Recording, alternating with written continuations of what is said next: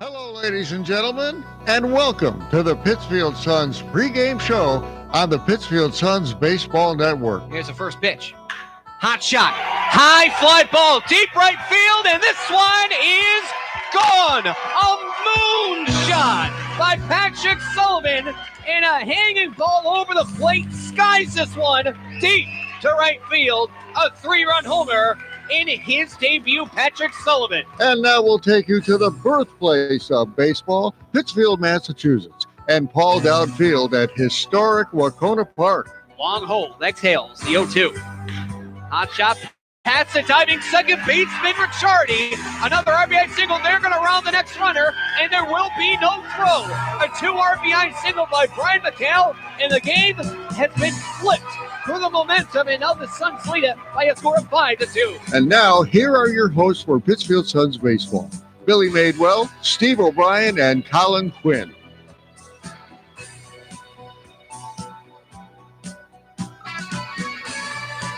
Good evening, ladies and gentlemen, boys and girls, and welcome to beautiful Paul Downfield at historic Wacona Park in Pittsfield, Massachusetts, as the Pittsfield Suns get ready to take FCBL action against the Bristol Blues. Good evening, ladies and gentlemen. Thank you so much for joining us along the broadcast. My name is Billy Madewell. Alongside me, my broadcast partner, Steve O'Brien Jr., Colin Quinn. Gentlemen, major playoff implication game here today.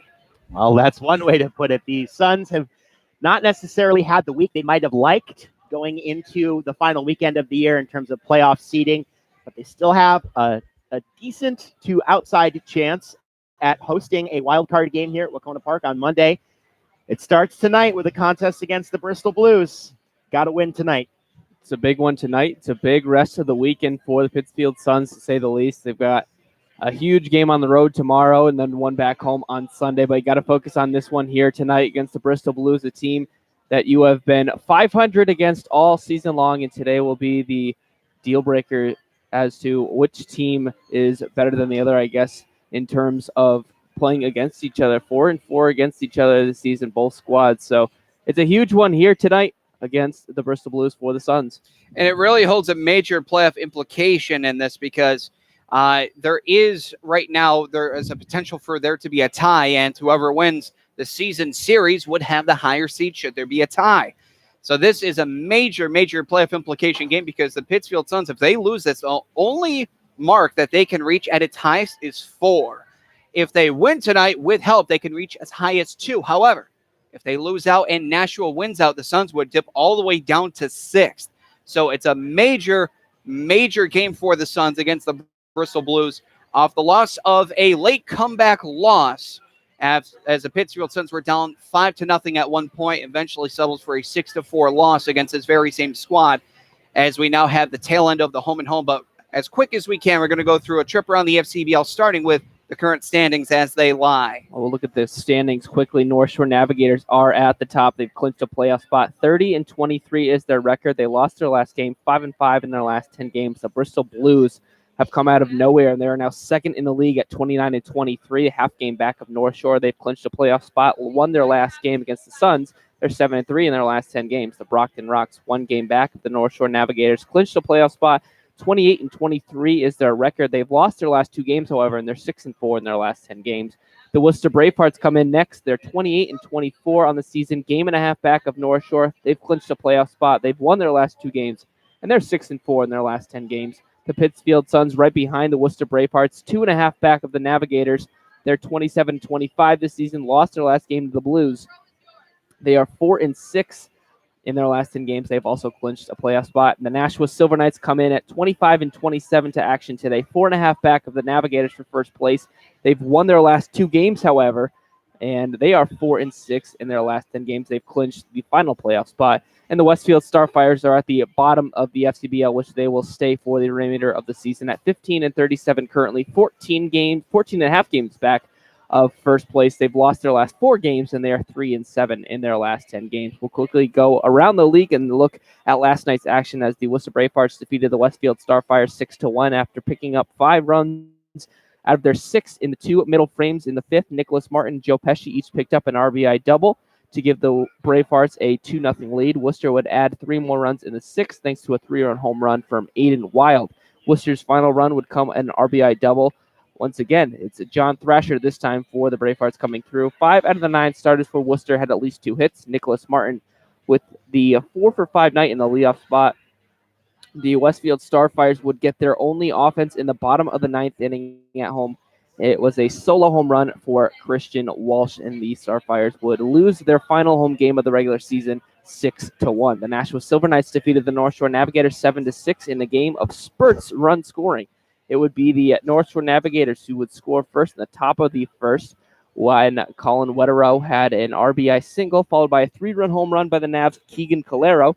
Nashua would fight back for 4 runs of their own in the bottom of the 3rd when Dylan Jones, Kyle Sandstrom, and Noah Lucer each picked up RBIs to get the Silver Knights back into the game. The offense continued in the 4th when the Silver Knights as Kyle Sandstrom doubled, scoring 1, followed by a 2 RBI double by Phoenix Hernandez, putting the Silver Knights ahead 7-4. The Navigators would score 2 runs in the 7th, but could not score in the 8th or 9th thanks to a 3-inning shutout by pitcher Kyle Skidmore for the Silver Knights, and led Nashua to a 7-6 victory over the North Shore Navigators last night. The Pittsfield Suns were unable to pick up a victory last night over the Bristol Blues, falling 6-4. As Billy mentioned, the Blues got it going early in the home half of the 1st when Dylan Reynolds and Buddy Duane picked up RBI singles for the Blues. The Blues would continue scoring in the 4th as Casey Bass picked up an RBI single, followed by two unearned runs, putting Bristol ahead 5-0.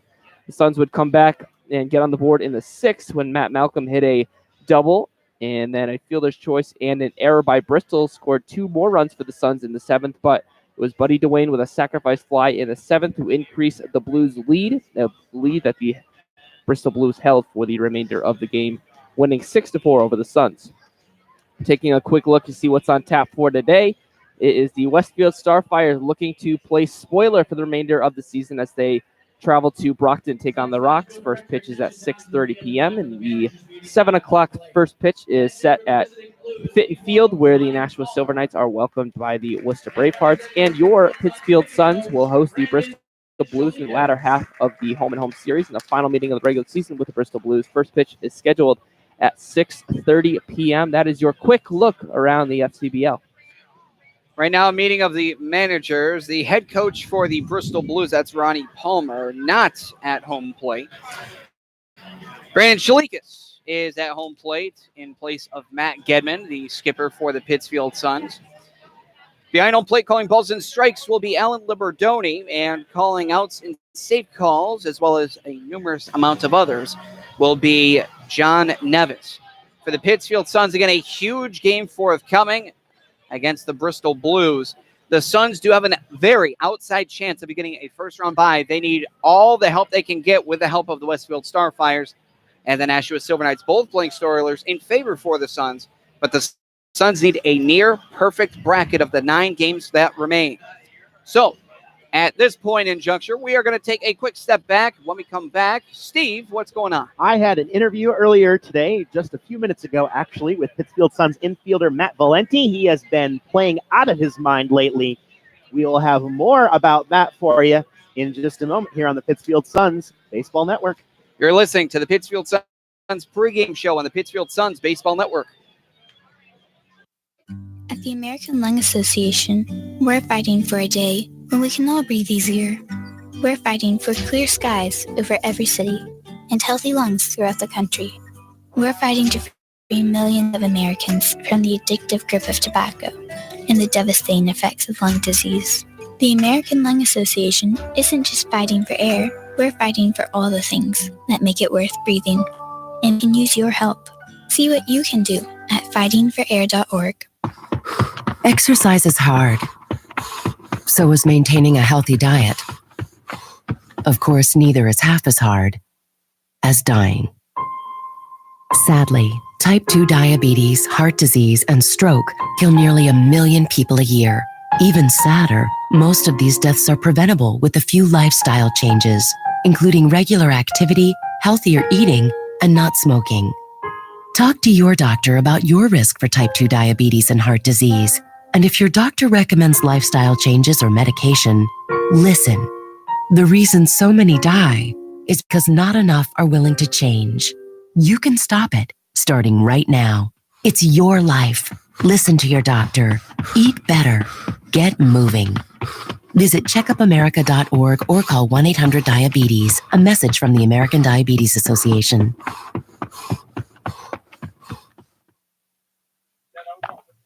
Welcome back to the Pittsfield Suns pregame show here on the Pittsfield Suns Baseball Network. Steve O'Brien Jr. standing here with Pittsfield Suns infielder Matt Valenti. Matt, how are you today? I'm good. How are you? I'm doing very well. Maybe not as well as you, though. Taking a look at some of your numbers this week, I did a little research before the game. In your last 3 games, you're 8 for 14, 6 doubles, a homer, 10 RBI. You've been on a tear. How did you break that out this week? Just seeing the ball really well, and I've been up in some good spots, and teammates put me in. So it's been a pretty good week. Hopefully, keep swinging it well as the week continues. You guys have a pivotal game with lots of playoff implications here against Bristol today. 3 games left to improve your playoff seeding from 5th to hopefully higher than that. What is your guys' mentality going into today, going into the weekend? Today's basically kind of a must-win game. We win today, then we have a chance at third place and hosting a playoff game. Chance at second place. So maybe even getting that first round bye, which would be huge, to not playing the play-in game and get straight into the 3-game series would be really, really cool for us. At this point in the season, you guys have lost some pretty key contributors. A couple names come to mind: John Clayton, Caden Schrenkel, Bryce Osmond, guys like that. What's it been like trying to move on without those guys? Yeah, obviously it's tough whenever we lose guys who are huge contributors to the team, but it's kind of have like a next man up mentality. Every time we lose someone else can step in and fill their role, and everyone here is a good player, so we all can contribute with what we can. And we've got a bunch of new guys too, which really helps out. Speaking of those new guys, what's it been like playing with guys that necessarily haven't been with the team the entire season? Kenzie Gay, Dylan Faircloth, Troy Strack, guys like that. I mean, they're all great guys that came in, fit in perfectly from day one, and it's a pleasure to have them on board. Matt Valenti, Pittsfield Suns infielder here on the Pittsfield Suns pregame show. Thank you for your time. Good luck. Thank you. This is Steve O'Brien with the Pittsfield Suns pregame show. We'll be right back on the Pittsfield Suns Baseball Network. Check it out, it's the Terminator. Hey, when'd you get back, huh? Did you have to shoot anyone? Why are you so distant? Are you not happy to see me? So what's the deal? You gonna get a job now or what? Why are you being so jumpy? Put all that stuff behind you, okay? No one knows what it's like to come back from Iraq or Afghanistan unless they were there. Join other veterans at communityofveterans.org because we know where you're coming from. Brought to you by Iraq and Afghanistan Veterans of America and the Ad Council.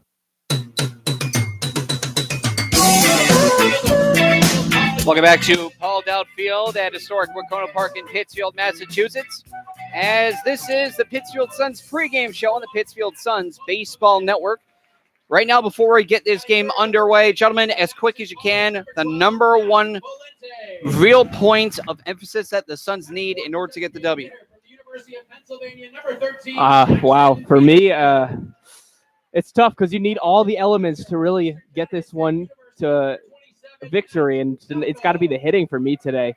I mean, it might be a bullpen day for the Suns. You never know because they do have a bullpen guy starting, but for me, it's got to be backing up your pitchers because it's the bullpen day. It's got to be the hitting. It's got to come through here today. I agree with you there, Colin, but I'm going to take the other side and say pitching today, Jared Henry getting the start for the Suns. Had an up and down season. He needs to deliver some quality innings today.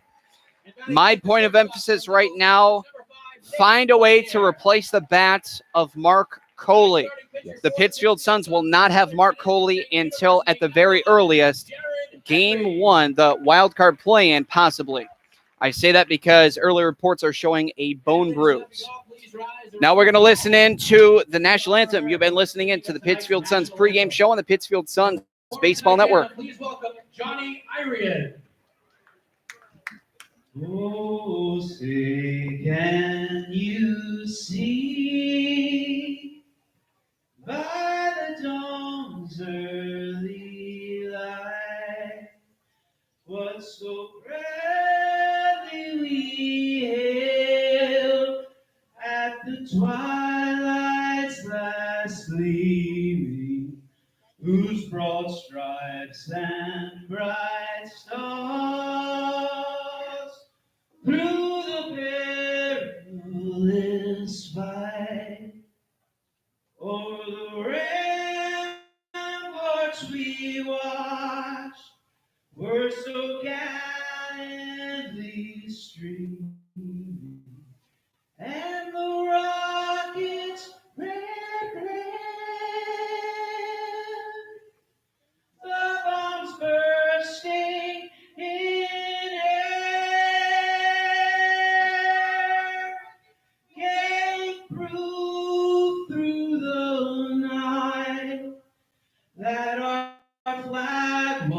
soon live. Oh, say does that star-spangled banner yet wave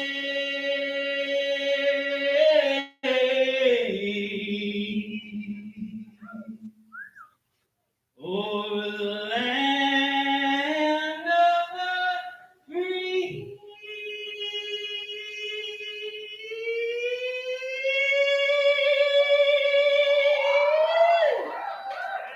And the whole earth will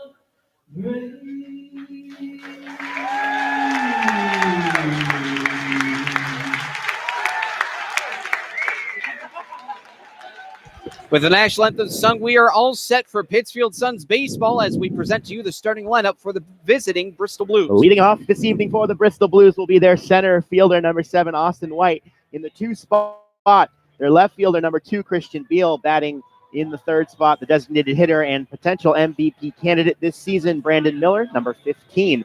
Batting in the cleanup spot, their first baseman, number 12, Dylan Reynolds. In the 5 spot, the third baseman, number 37, Buddy DeWayne. Batting 6th, the shortstop, number 18, Zeke Diamond. Batting 7th, the second baseman, number 1, Kyle Maves. In the 8th spot will be the catcher, number 32, Jordan Lask. And rounding out the order in the 9th spot, the right fielder, number 25, John Orzechowski. They will oppose Pittsfield Suns, generally reliever, today starter, Jared Henry. For Jared Henry on the year, he's only had one other start. He's appeared in 18 games, which is more than any other Pittsfield Sun this season. In those 18 appearances, he is on the year 0-2 with 1 save, a 4.06 ERA, 24 in the 3rd innings pitched, 17 hits, 16 runs, 11 of them earned, 19 walks to 28 strikeouts. So he does have more strikeouts than he does innings pitched. And I think that's what the Suns are going to need behind him in what seems to be a bullpen day and a staff day. It will be very pivotal for the Pittsfield Suns to win this game. This is essentially a playoff game for the Suns. Yes, indeed it is. We'll take a look at the defensive alignment for the Pittsfield Suns. Jared Henry, as mentioned, will be on the hill. Matt Malcolm behind the plate. From 3rd to 1st will go Beckett, Cormier, Kalumovic, and Valenti. And out in the outfield today is Baruch, Hughes, and Cooney. Defensive alignment for the Pittsfield Suns. The outfield dimensions at Paul Dowd Field at Wacona Park come as follows. 310 feet down the left field line, goes to 377 in left field. Slides in by 3 feet in dead center field at 374. The power alley, it boots out to in right center field, 403. That's the deepest part of the ballpark. Down the right field line sits 305 feet. For the Suns, tall task to face off against the Bristol Blues, but you can flip the script as well, because if there's anything right now, you have to think that there's more pressure right now on the Bristol Blues, because right now they only sit a half game back. If they win, they tie for first with the North Shore Navigators. However, the Navigators do have the tiebreaker against the Blues. But again, however, there's no possibility of a tie for first with alternate games being played. The center fielder, number 7, Austin White, will see the first pitch outside for a ball as this ball game kicks off at 6:36 p.m.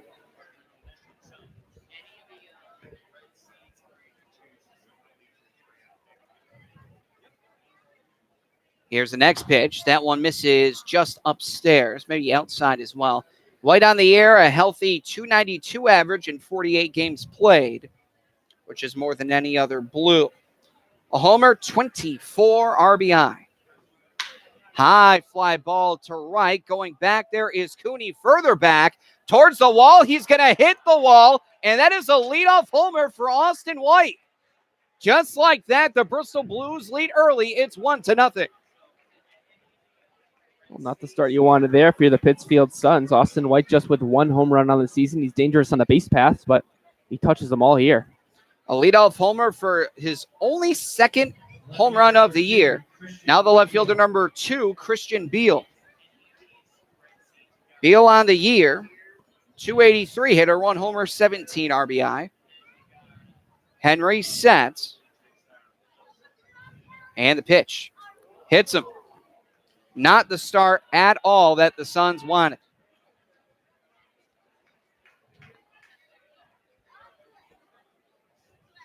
Got to be some nerves from Jared Henry up on the mound early to start. A leadoff home run hits the guy.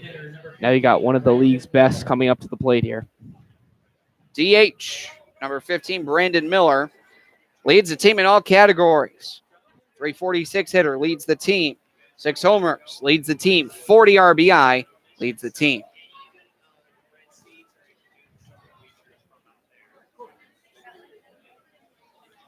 Also leading the league in RBI with those as well. As this pitch misses upstairs, the count is 1-0. Henry, a lot of nerves here. He's normally a tail end guy, not a front end guy, and right now it's showing.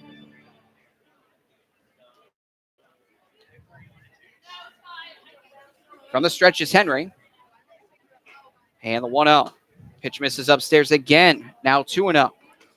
The Blues awfully dangerous on the base paths, like I mentioned. 110 stolen bases this season. They've been caught 35 times. That 110 mark leads the league by plenty. The next best team in the league are the Suns. They have 83.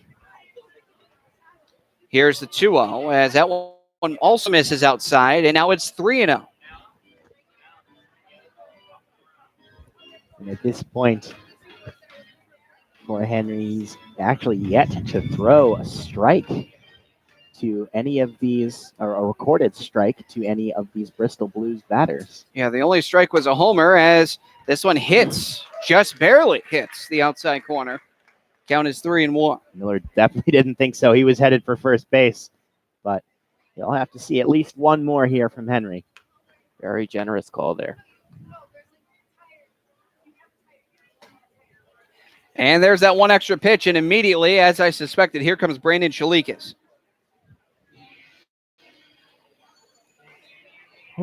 Once again, it's not the start that the Suns wanted here. A leadoff home run, now 2 guys on, nobody out. Heart of the order coming up here with Reynolds.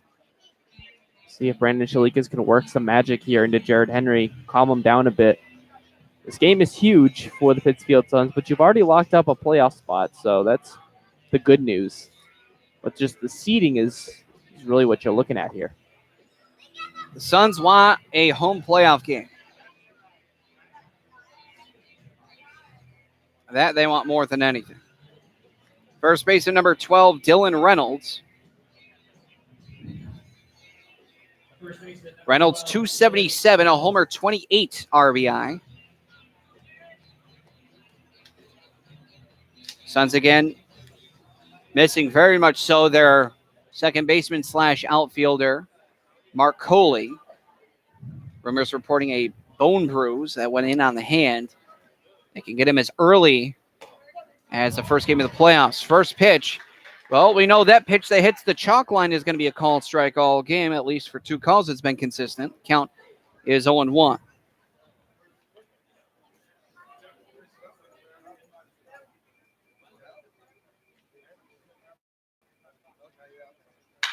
High fly ball deep to right. Going back is Cooney. This one is also gone. Bristol Blues, just like that, lead it 4-0 in the top of the first.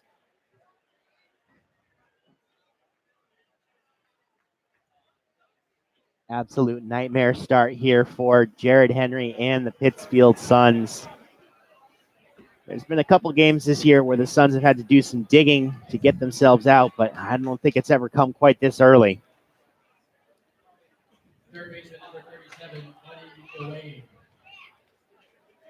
Reynolds on the year, his second homer on the year as well. As the third baseman number 37, Buddy Dwayne will step up to the dish. 295 hitter, no homers, 21 RBI. Well, see the first pitch miss upstairs. The count is 1-0.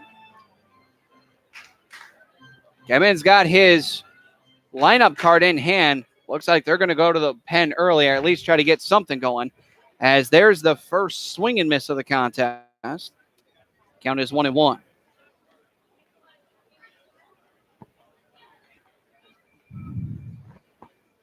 Two deep dishes to right. Given up by Henry as this one is hit. Will not go out of the ballpark. Center fielder Hughes coming in. He will make the first out of the inning. Well, Jared Henry has had a bit of a trend in the month of July. Since July 6th, A few appearances ago, he has either allowed an earned run or not in each of his starts alternatively. That is to say, last time he allowed no earned runs against the Silver Knights on July 30th. Today he will continue that trend, allowing an earned run.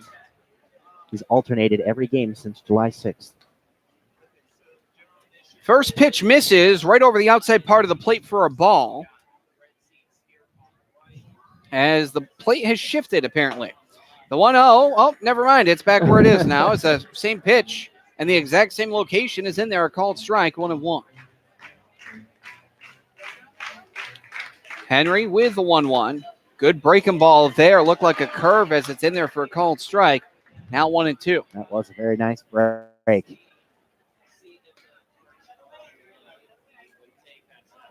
Now the 1-2. Cut out and missed for strike 3. Now 2 gone. As Diamond goes down on strikes, that's the shortstop, number 18. Diamond again, 331, 2 homers, 24 RBI. Now will give way to his other middle infielder, second baseman, number 1, Kyle Maves. Maves, 310 hitter, no homers, 7 RBI. 24 games played.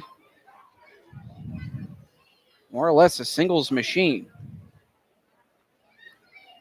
Slapping bunt as it goes in the batter's box. Malcolm was eager to throw over to first.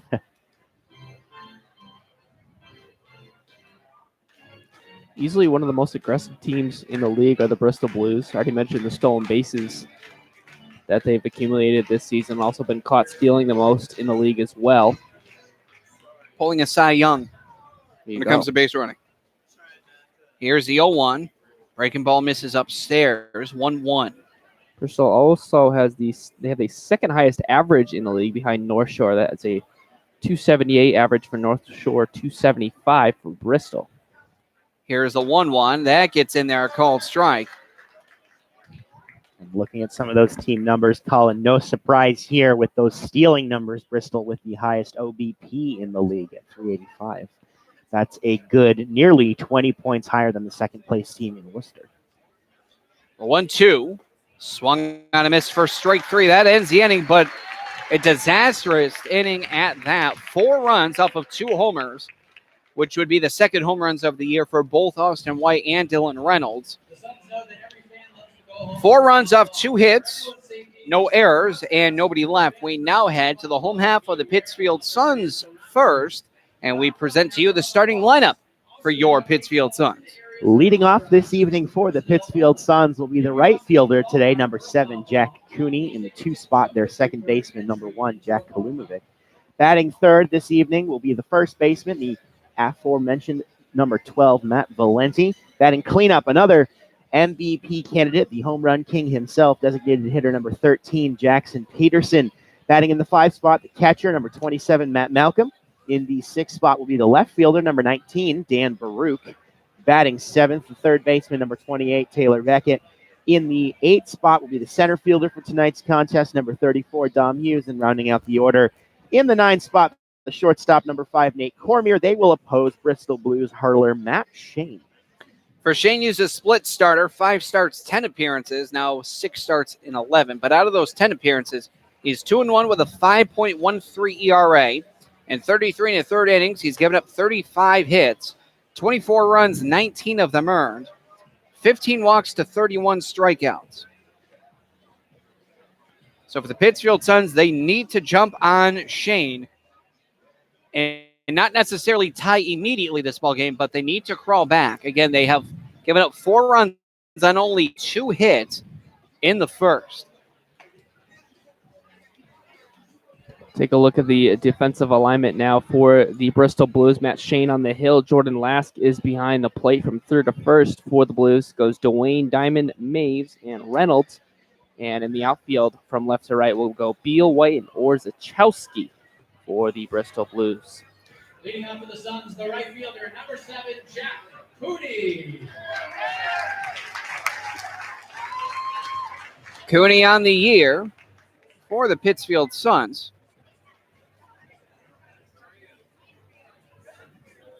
Cooney batting a quarter, 250, no homers, 9 RBI. He's got 20 walks to 17 strikeouts, so good ratio. as the first pitch does hit the outside corner, a called strike, 0-1.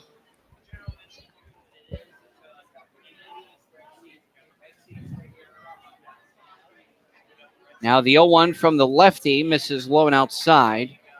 A ball, a strike, nobody gone, 4-0. The Bristol Blues opening it up in the first. Taking a look at Matt Shane, he's actually shifted from a bullpen guy to a starter. His last 5 appearances have been starts. This one slapped in the dirt. The catcher last couldn't barehand it. That'll go down as a foul ball, 1-2. His first outing thereabouts was pretty good. 5 innings pitched, only 1 earned run allowed. Since then, 4 innings, 5 innings, 6 1/3, 3, 7, 3, and 3 in the earned run column. So he has been had as of late as a starter. I think that's maybe the silver lining for the Suns right now. Now the 1-2 pitch misses way outside, and even Cooney was watching that one the entire way. Leaned in, almost went over the plate.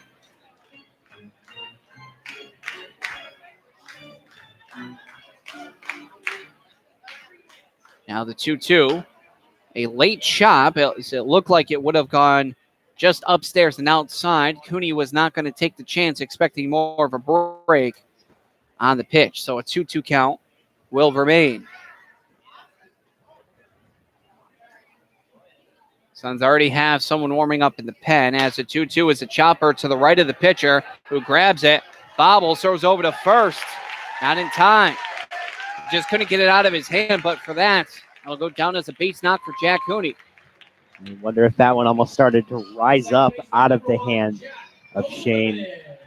Kind of held for a while in that throwing position. Just not enough to get the speedy Jack Cooney down the first base path. He had to travel about 20 feet down to his right, which was a long way. Set himself, had to adjust himself and throw over to first. Was going to be a tough play either way, resulting in that base knock. Number 1, second baseman Jack Kolumovic will dig in. First pitch outside against the lefty. Kolumovic in his second year with the Suns, 287 hitter, homer, 9 RBI. This one lifted into center field. Back there is White, and he will make the grab. So a line out to center will be the first out of the offensive side for the Suns. Going back to Matt Shane, this is not the first time that he's faced the Pittsfield Suns. He faced them one other time back on July 23rd, a home game for the Blues and a win, a 7-6 win for Bristol. Had a no decision, but went 5 innings, giving up 4 hits, 3 runs, all earned, 3 walks, 6 Ks in the game.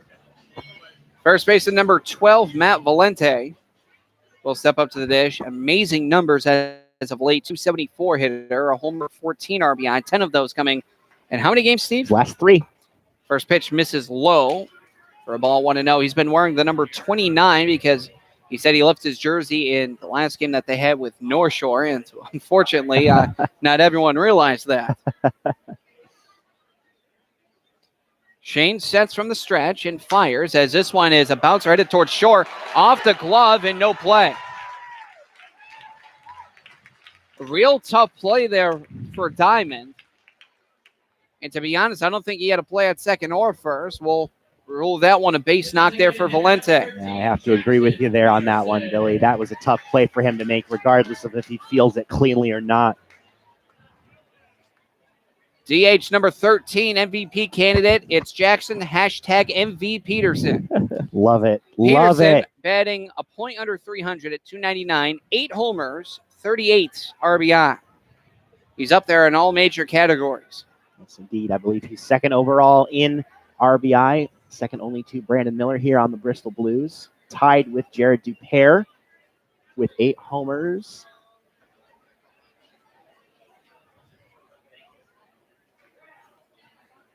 And the first pitch to Peterson. This one misses low and outside, 1-0. Just to back you up on that, Stevie's tied in the RBI column with 2 other guys with 38, Dylan Jones and Sean Lawler. But Brandon Miller leads with 40. So just 2 more. As the 1-0, good curve there from Shane.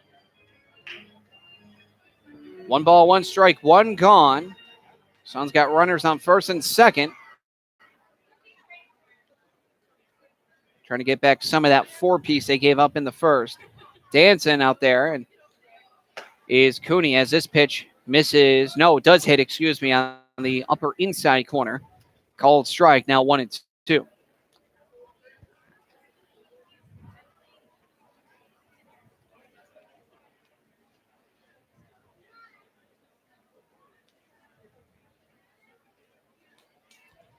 And the 1-2. Curve. He does not get the call. That's ruled just inside. That must have missed low. That was very, very close. I think Jackson Peterson's a little bit lucky to be standing up there in the batter's box, not left-handed batter's box currently. From our eyes, he was down on strike 3. Here's a 2-2. As this one's a chopper headed towards first, it's foul. We'll go again to 2-2. Only thing I noticed about that strike, not strike, it didn't seem to be a whole lot of protest from the Bristol Blues dugout, which leads me to believe there must have been something that they saw we didn't from up here. That's the only thing I could venture a guess at. Here again, the 2-2. Swung on yet again, fouled off. Peterson defending here.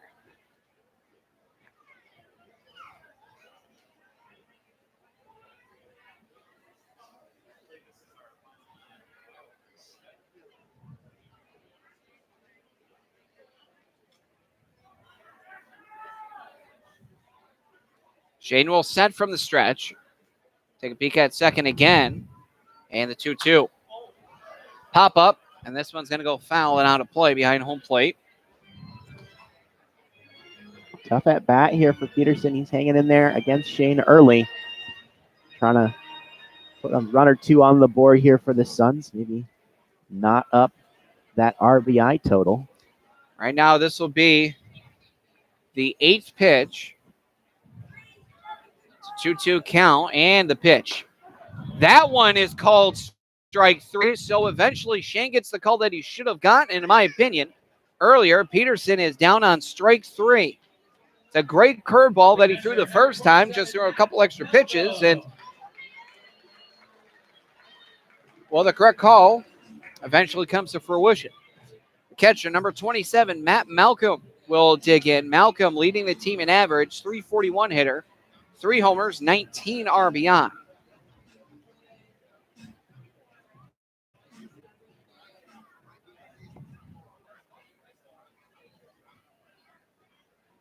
First pitch to him is a number headed towards second, and he will step on second, that being Maves, on the 4 unassisted put out at second for the fielder's choice. That is going to end the inning. So the Pittsfield Suns, 2 men on, can't get any aboard. No runs off 2 hits, no errors, and 2 men left through 1 full to the top of the second. Blues, they lead it by a good margin early. The score is 4-0.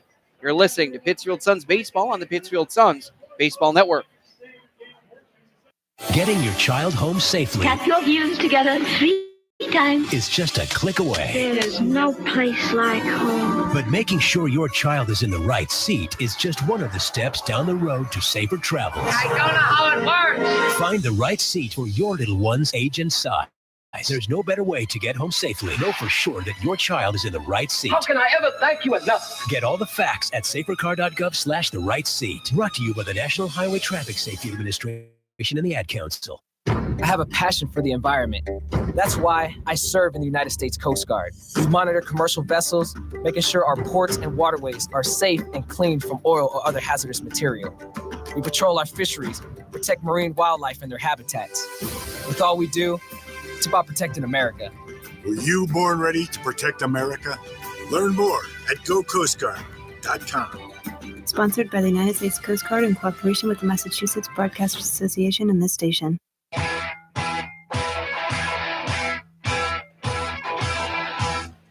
You're listening to Pittsfield Suns Baseball on the Pittsfield Suns Baseball Network at Paul Dowd Field at Wacona Park in Pittsfield, Massachusetts.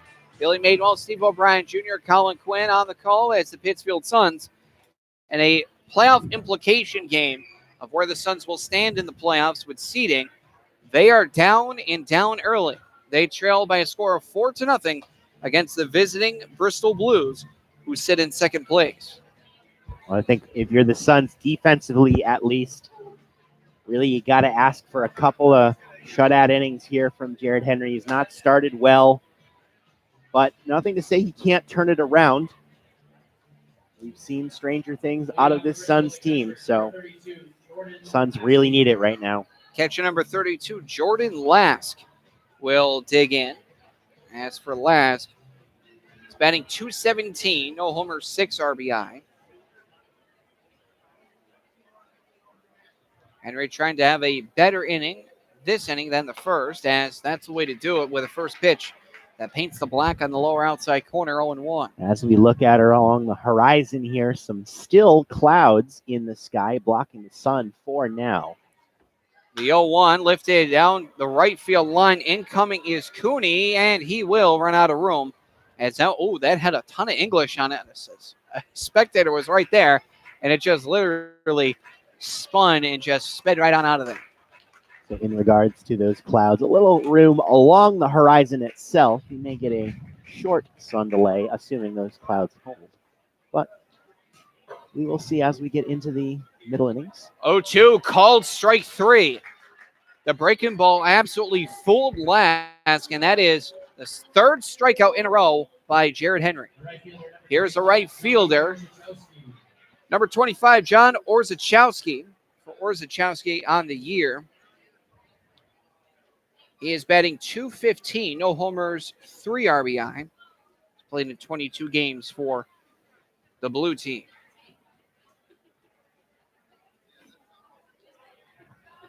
Henry with the kick and the first pitch. That's in there. Called strike 0-1. Suns in their home white uniforms. Black Suns embroidered with yellow on the front. Same with the numbers on the back.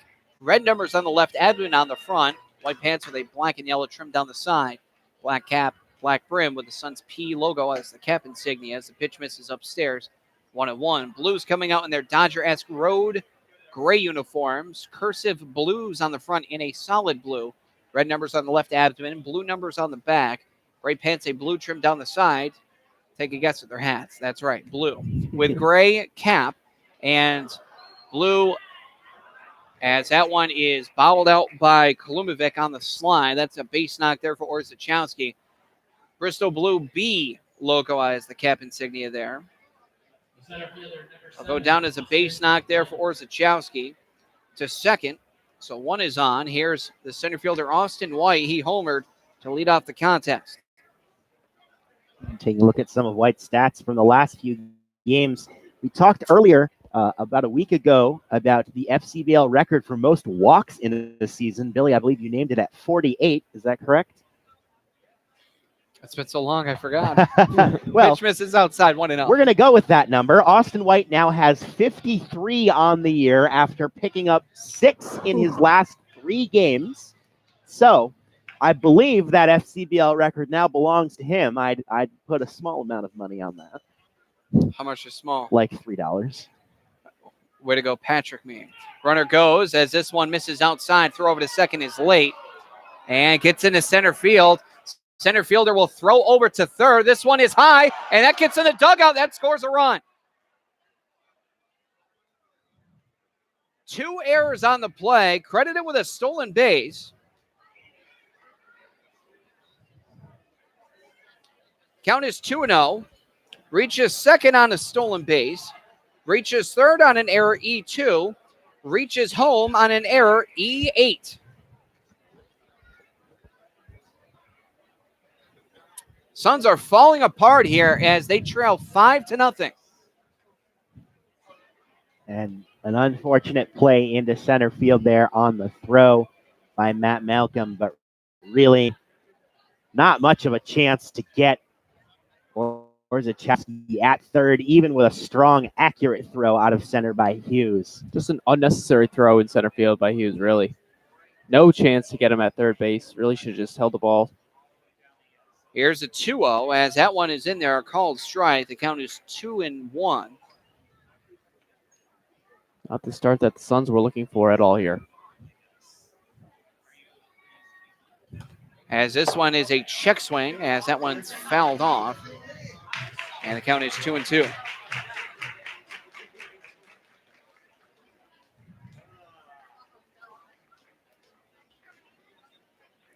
Here's a windup and the 2-2. That one is fouled behind us, and we'll go again at 2-2.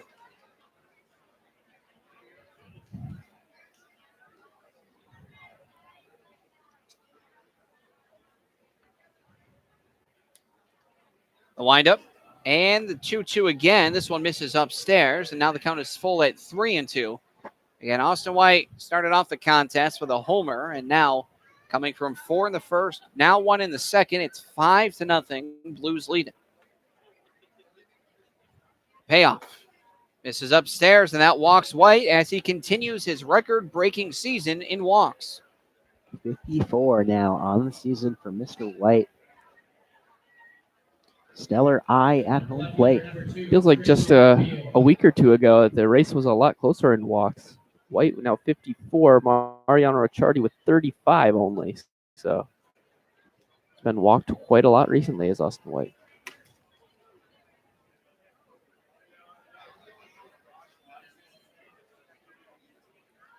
Here's the first pitch, misses inside again. This one, however, does not make contact with the batter. It's 1-0.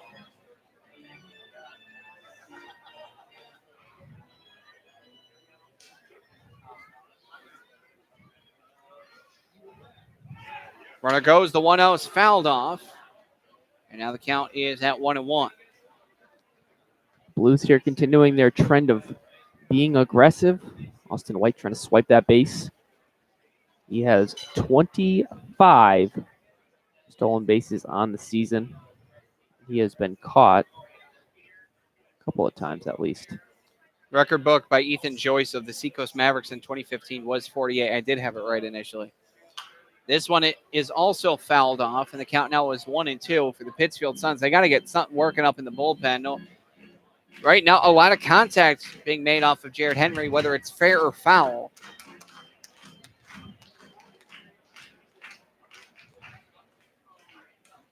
From the stretch is Henry, and the pitch hits him again.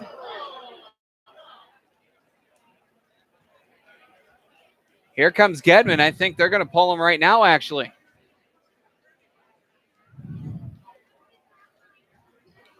Second straight hit by pitch to Christian Beal.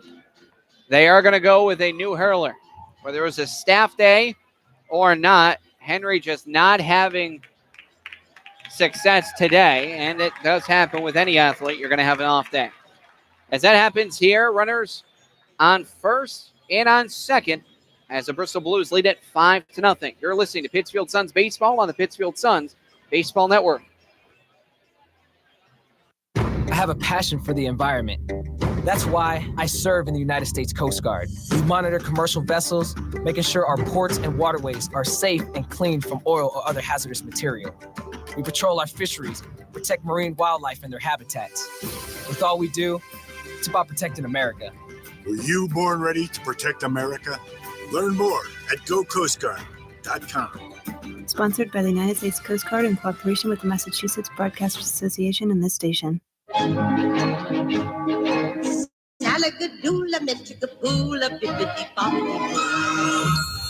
must be your fairy godmother. Yes. It doesn't take a fairy godmother to tell you that the right fit means everything. Good heavens, child. You can't go in that. Children under 4'9" need to be in a booster seat because they aren't ready for adult safety belts alone. Many parents miss the important step of booster seats. Maybe you better explain things to him. Booster seats raise your child up so that a safety belt designed for adults will fit and protect them properly. Oh, that does make a difference. Remember that 4'9" is the magic number, and get your little pumpkin there safely in a booster seat. Hop in, my dear. Oh, thank you. And like Cinderella, you can live happily ever after. It's like a dream. A wonderful dream come true. For more information, visit boosterseat.gov. This has been a message from the U.S. Department of Transportation and the Ad Council. New pitch in the ballgame for the Pittsfield Suns. It's a fresh face and a fresh arm. Number 26, Dante Moran. For the Pittsfield Suns. Moran only 2 games played, 2 appearances. He's 0-1. 2 innings. He only had 1 bad inning. Gave up 4 hits, 5 runs, all of them earned. 1 walk to 2 strikeouts. As the DH number 15, Brandon Miller, will dig in. And the first pitch that hits the outside corner. The count is 0-1. Well, our first impression of Dante Moran, July 27th against the Rocks. He really struggled in that 1 inning, 5 earned runs, but last time out against the Silver Knights, clean inning, faced 3 batters, struck one of them out. So, improvement. That's what we like to see. Needed to get his feet wet. There you go. Check on second as the 0-1. That one is outside and rightfully so called a ball, but however, we have seen that called a strike 3 times previously in the exact same spot. 1 ball, 1 strike, 1 gone, 1 in, 2 men on. Here's the 1-1. That misses outside, and now Malcolm is going to come out and talk with Moran. It looks like he might have gotten crossed up on the pitch.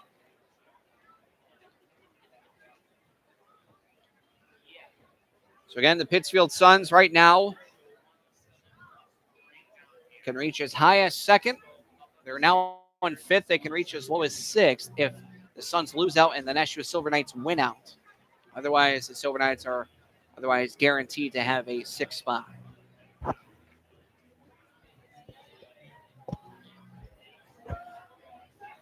So the meeting was as quick as possible because I want to get the signs down. 2 balls, 1 strike, 1 gone here for Dante Moran. From the stretch. Here's the 2-1.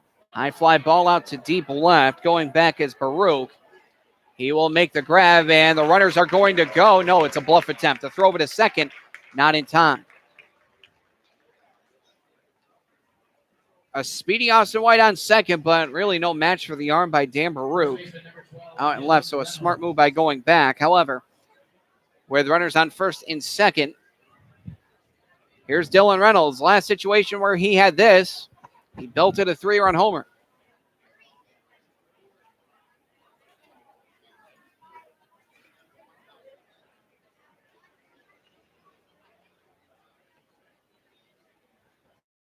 And the first pitch, that one apparently misses low for a ball. The count is 1-0 to Dylan Reynolds.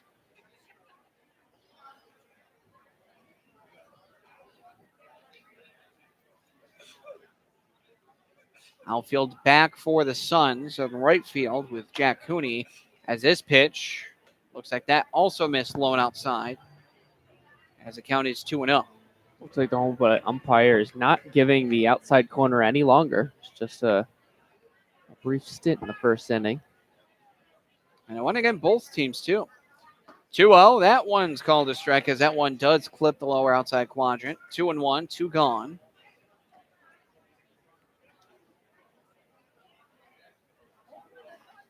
Leaning in is Moran. He'll set from the stretch. Check on second twice and the pitch. This one headed towards first, and over there is Valenti. Going to take it himself on the unassisted putout. That will end the inning, but a run does come aboard off of 1 hit, 2 errors, and 2 men left through 1.5 now to the bottom of the second. Pittsfield Suns trail by a score of 5-0. You're listening to Pittsfield Suns Baseball on the Pittsfield Suns Baseball Network.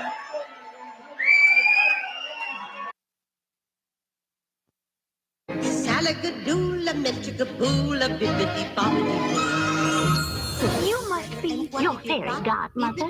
Yes. It doesn't take a fairy godmother to tell you that the right fit means everything. Good heavens, child. You can't go in that. Children under 4'9" need to be in a booster seat because they aren't ready for adult safety belts alone. Many parents miss the important step of booster seats. Maybe you better explain things to him. Booster seats raise your child up so that a safety belt designed for adults will fit and protect them properly. Oh, that does make a difference. Remember that 4'9" is the magic number, and get your little pumpkin there safely in a booster seat. Hop in, my dear. Oh, thank you. And like Cinderella, you can live happily ever after. It's like a dream. A wonderful dream come true. For more information, visit boosterseat.gov. This has been a message from the U.S. Department of Transportation and the Ad Council.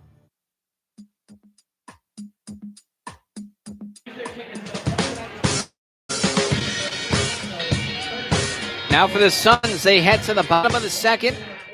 with a 6, 7, 8 batters due up for the first time, and they're going to start off with the left fielder number 19, Dan Baruch. For Baruch on the season for the Suns. Leading off for the Suns, the left fielder, number 19, Dan Baruch. Baruch batting .263, 3 homers, 16 RBI. Very slow start for Baruch. Was a gem defensively and has been, as that is stuck all year round, but offensively he's really kicked it into high gear.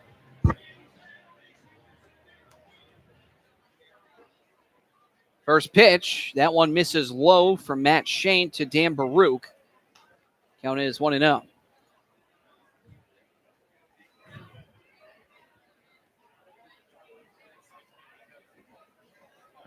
Here's a windup from Shane and the 1-0. That one a curve, just curving a little too much as this one misses low and inside. Count is 2-0 as the sun is peeking through a hole in the clouds. Not much of a threat right now except for our retinas.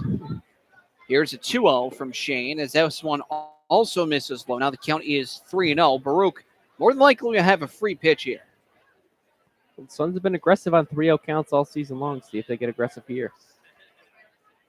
3-0. Holding as this one does hit at the knees with the frame help of Jordan Lass. 3-1.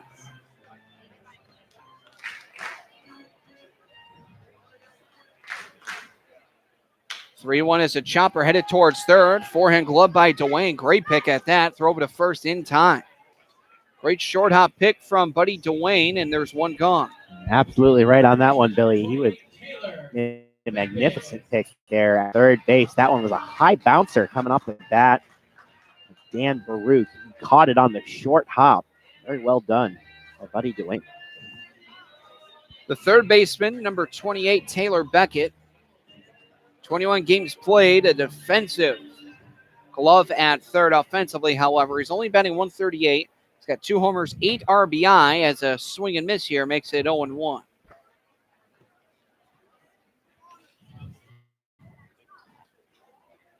He's got almost as many RBI as he does hits, so he is a productive hitter, just with a low average. This one swung on and missed, and the count now was 0-2. Played in yesterday's game against the same Bristol Blues. 2 for 3 night, the double, a walk in the game as well.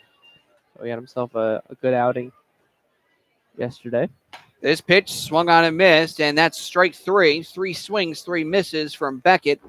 This will bring up the center fielder, number 34, Dom Hughes. Hughes, 173, but don't let that fool you. He's got a homer, 4 RBI, 31 walks. Certainly makes up for the lack of offensive hitting with walking.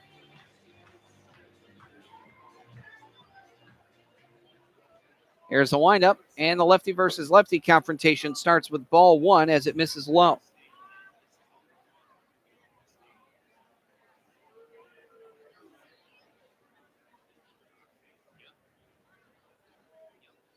With a nod, Shane fires. Chopper towards first, foul. As that one just stays in play, almost bounced to a spectator. A ball, a strike, 2 gone.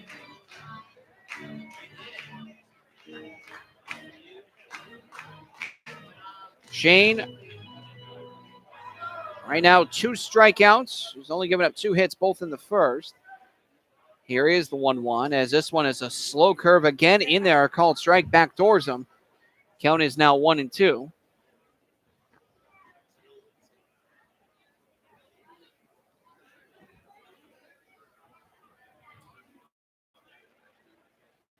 As the 1-2 swung on and missed, and they say it was caught by the catcher.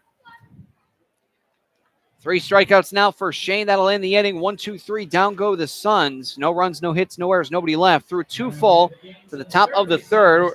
Blues 5, Suns 0. You're listening to Pittsfield Suns Baseball on the Pittsfield Suns Baseball Network.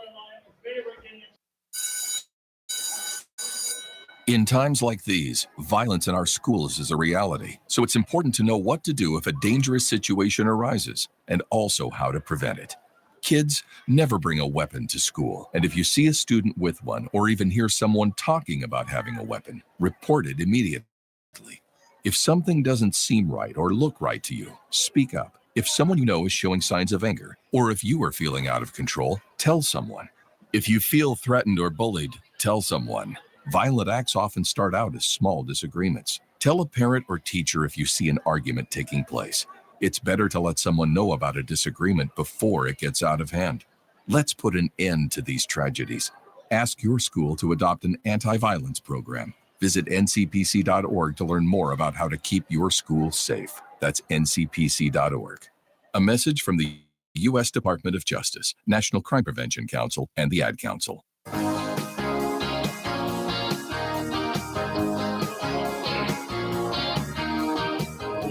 Pittsfield Suns right now, they head to the top of the third. And for the Pittsfield Suns, no matter what, they reach the playoffs, much the same as the Bristol Blues. And the Bristol Blues right now trying to tie first. At this point in time for the Bristol Blues, they only have 2 games remaining, including this one. Then they'll have one more. Leading off for Bristol, the third baseman, number 37, Buddy Duane. Buddy Duane, a great pick in the last half inning. Skied out to centers last time up. Blues, I believe, have a game, an off day tomorrow, and a game on Sunday against the North Shore Navigators. That one's certainly going to be a spectacle. As the pitch that is in there, a called strike, and somehow just went in and out of the glove there of Malcolm. The count is 0-1. Dante Moran, in his third appearance with the Suns, shakes off a sign. Another, now nods. Here's the 0-1. High fly ball out to left, but right there is Baruch. He will nonchalantly make the easy grab out and left. Well, I believe this is our first time seeing Dan Baruch in the outfield here at Wacona. I think we did see him one other time. He's made good on it so far. Yeah. 2 for 2 on his putouts so far today. And he's really needed to help out for the Suns to play in the outfield because of Mark Coley with the injury. Zeke Diamond struck out swinging last time up. He'll see a pitch that's letter high, 1-0. A lot of utility players on this Pittsfield Suns roster that can play anywhere. Now the 1-0, slow curve, just misses high, 2-0. Clouds breaking apart along the horizon as the sun begins to set. We'll see if they can hold off this sun delay for a little while. Chopper in between third and short, and it's past the diving shortstop Cormier into left field. That'll go down as a base knock for Diamond. Just hit it right in a perfect spot between the 3 and shortstop hole. Going into left. Bring up another Bristol Blues player who struck out swinging last time up. Kyle Maves, the second baseman.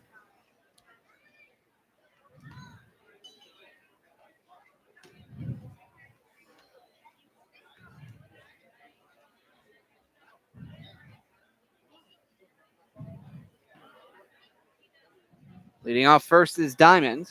Good sized lead as this pitch misses outside against the lefty, 1-0. Well, Maves had his average as high as 351 earlier this season on the 27th of July, just a week or so ago. Dropped that down to 310 here coming into today's action with a strikeout already. Runner does go as the pitch misses outside. Throw over to second, and they got him in a rundown here. And the tag is applied. Well, that's an unconventional 1-6 put out as Cormier just absolutely blew by Diamond, who got caught in no man's land. Not sure what in the world he was thinking. He had a better shot at heading over to second than going back to first. Yes, indeed. He kind of gave up on that steal attempt halfway through. Not sure what that was all about, but the Suns will take the out any way they can get it. So as Diamond misclicks, there's 2 gone for Maves. It's a 2-0 count. The windup for Moran and the pitch. 2-0 is chopped off the plate. And let's see, both men will collide. The pitcher still throws over to first, and they still got him. Moran telling the catcher, hey, man, I got a glove and arm too, you know. So that'll go down 2-1-3. As awkward and as odd as that is, because the catcher did touch the ball. That will also end the inning. No runs off one hit, no errors, and nobody left. We now head through 2.5 to the bottom of the third. 5-0 Blues lead the Suns. You're listening to Pittsfield Suns Baseball on the Pittsfield Suns Baseball Network. Give yourself the gift of a comfortable retirement by setting some cash aside for yourself. Saving a little of your monthly income can be as affordable as the average holiday gift. If retirement is near, you'll want to start saving right away. If you're younger, begin saving now, and compound interest will help your retirement funds snowball. A great way to figure out how much you'll need to save for retirement is to learn how much you'll get from Social Security. Do that in minutes at www.socialsecurity.gov/estimator. Getting your child home safely Tap your views together 3 times. is just a click away. There is no place like home. But making sure your child is in the right seat is just one of the steps down the road to safer travels. I don't know how it works. Find the right seat for your little one's age and size. There's no better way to get home safely. Know for sure that your child is in the right seat. How can I ever thank you enough? Get all the facts at safercar.gov/the right seat. Brought to you by the National Highway Traffic Safety Administration and the Ad Council.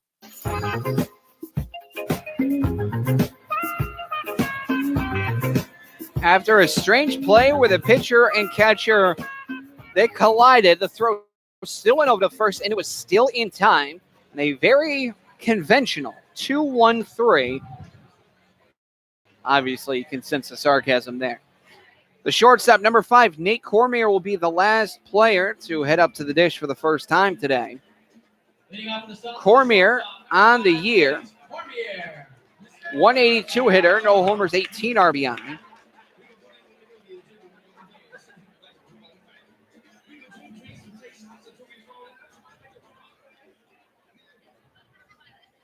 First pitch out in front of it, it's popped up in the infield. Second baseman, shortstop, and third baseman convoluting as the shortstop Diamond will collect the out. The right fielder, number 7, Jack Cooney. Jack Cooney singled a number, which was basically a bunt between the catcher, third baseman, and the pitcher. Pitcher had it, starting to lose the handle on it, started throwing over to first, but not in time. So an infield single for Cooney his last time up. This one he'll see strike one at least. And the count is 0-1.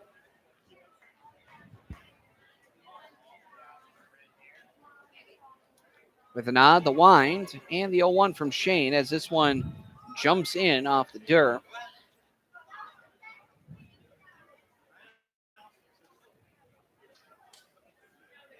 You know what I just realized?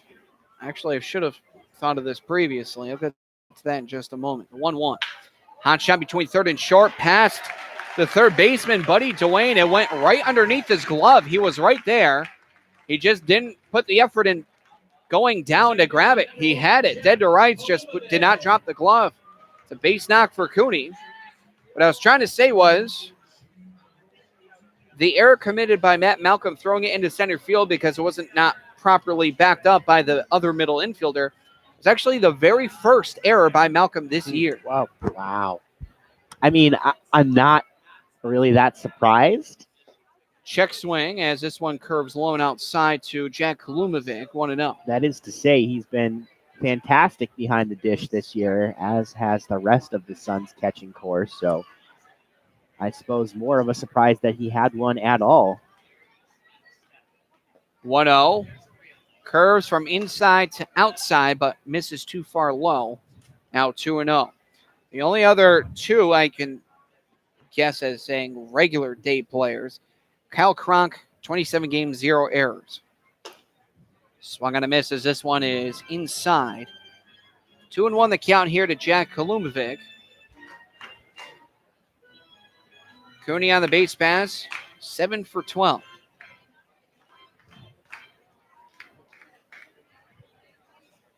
Two-one. Curve as this one is fouled back. Now 2-2.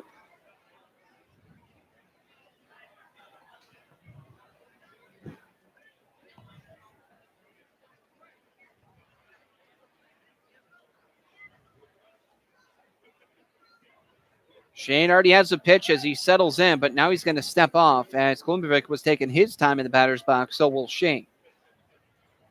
Leading off first is Cooney. Good sized lead. As a 2-2. Went inside. I thought that one got a piece of the jersey. It did not. Instead, we'll go for a ball. 3-2. Runner on first. Let's see if Cooney wants to test it with one gun. He's not forced to run.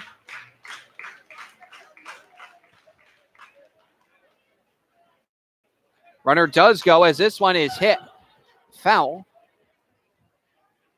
And that one bounces actually off guest services. Stays in the ballpark. And, well, that's going to be a souvenir that we're going to be selling at our merchandise table now for the very high price of $5. Official Suns game-used game ball. It will remain 3-2 as this pitch curves, and it's called strike 3 as that one hits the inside corner on the bender from Shane. Beautiful breaking ball there. Cut the inside part of the plate, just perfectly placed there by Shane. Rightfully so, a strike 3 indeed. Completely agree. Here's Matt Valenti.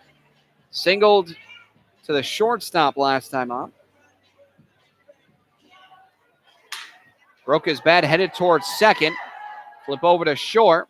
And that will end the inning on the fielder's choice, 4-6.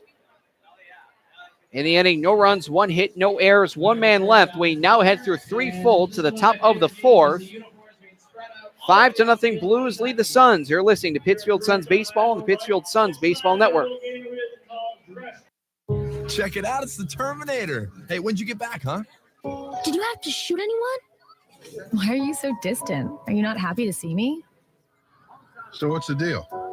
You gonna get a job now or what? Why are you being so jumpy? Put all that stuff behind you, okay? No one knows what it's like to come back from Iraq or Afghanistan unless they were there. Join other veterans at communityofveterans.org because we know where you're coming from. Brought to you by Iraq and Afghanistan Veterans of America and the Ad Council. Did you know the third leading cause of fire deaths for older adults is cooking? Hi, I'm Rob Neal from the United States Fire Administration with important fire safety tips for seniors. Never leave cooking unattended because a serious fire can start in seconds. Don't wear loose clothing while cooking. Keep towels and pot holders away from the range. Double check the kitchen before you go to bed or leave your home. This message is brought to you by the United States Fire Administration, your local fire department, and this radio station. They're your friends. They're your neighbors. They're even famous entertainers. They're teachers. Okay, class, settle down. Open your book. They're scientists and astronauts. They're hams. They're 650,000 strong, and they're just like you. Earning your amateur radio license is easy. Just contact the American Radio Relay League at 1-800-326-3942.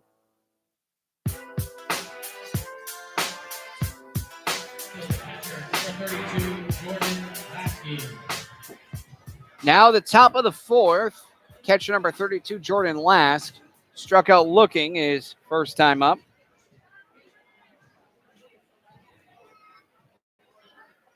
Here's the windup from Moran and the pitch. That one is just fouled, and the count is 0-1.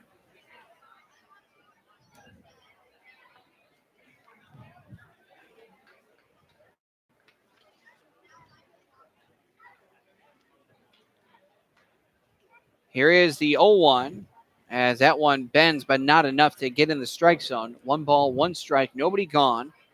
Top of the 4th, it's 5-0. Blues lead the Suns.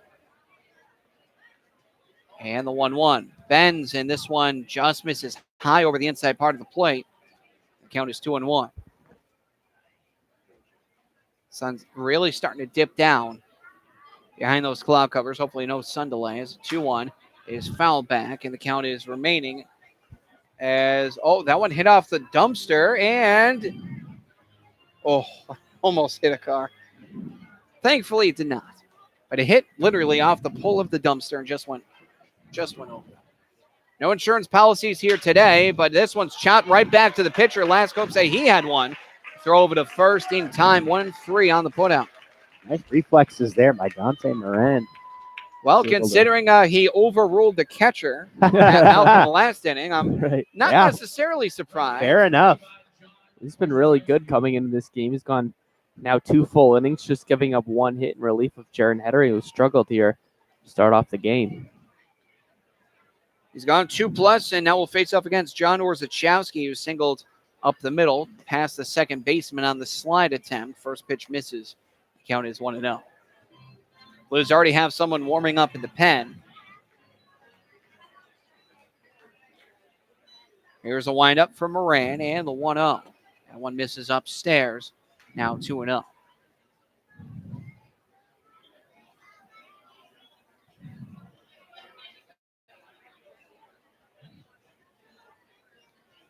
Wind up.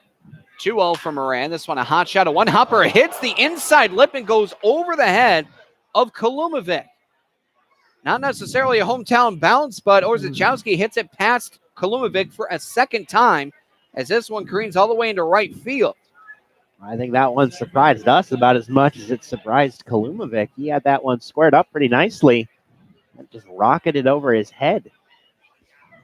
Center fielder number 7, Austin White, 1 for 1 with a home run that led off the contest and a record increasing walk. He's got 54 now, I believe it is. That is correct. 54 on the season.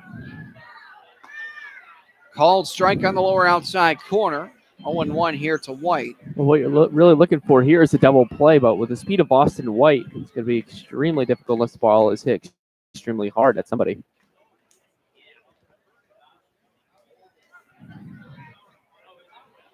The 0-1 curves, and this one looks like it just missed low. Otherwise, was perfect. 1 ball, 1 strike. 1 gone, 1 on.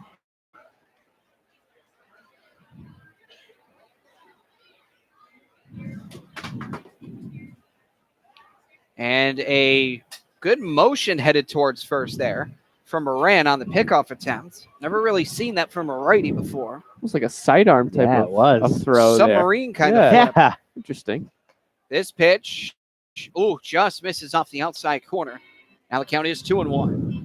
Looks like that outside corner is now officially off limits. As opposed to the first? Yes. So the correction has been made. There you go. Pitchers have tried it, but not getting the call anymore. Here's a 2-1. That does hit the outside corner and just hits it. Great pitch. 2 balls, 2 strikes here to Austin White. As Moran trying to put as much defense in as possible. Trying to get some motivation in for the Suns. Here's a 2-2. Swung on up the middle. Going back there is Hughes on the run. Will make the grab on the run. So White will fly out to his own position in center. Bringing up Christian Beal, who might be back in the batter's box as he has been hit twice by a pitch. Might be a little bit bruised up after this one. Well, he definitely has a big, bulky elbow guard.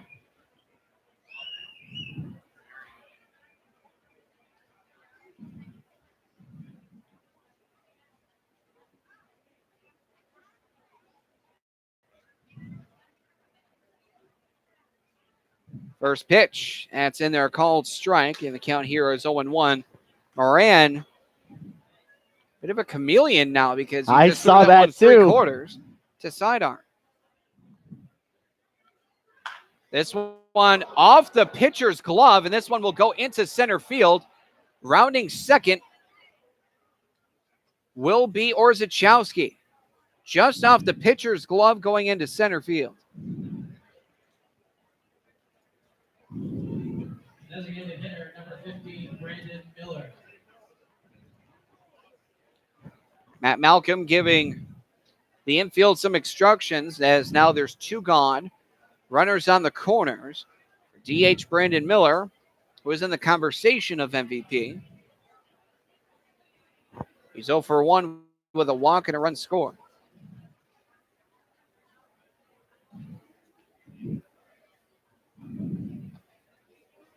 Check on first. And the pitch. Not sure where that one missed. Looked like that one hit over the outside part of the plate, and I have an overhead view. We'll say it missed low, even though it didn't appear so. 1-0.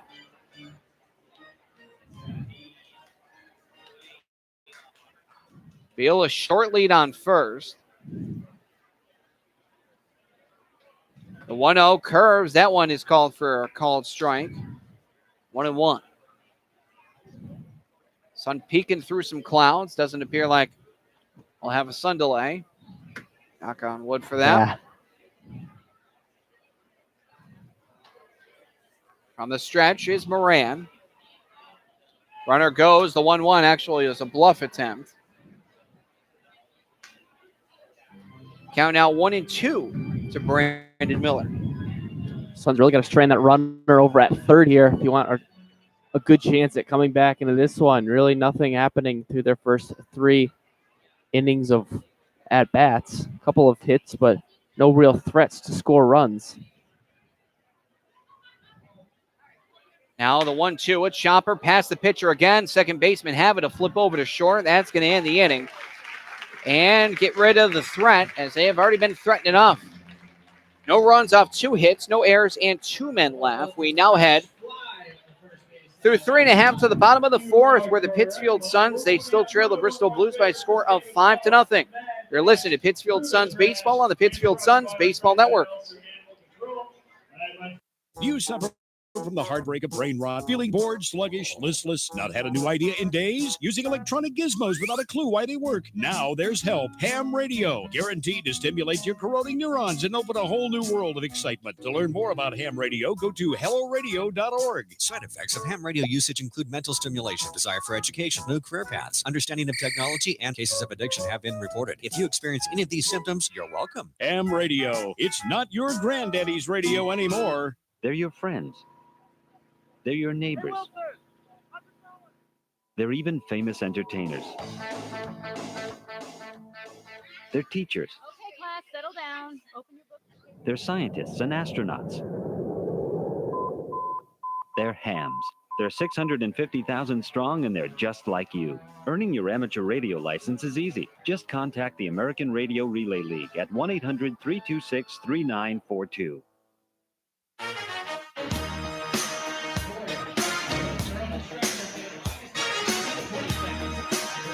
We head now for the Pittsfield Suns and the Bristol Blues to the bottom of the 4th.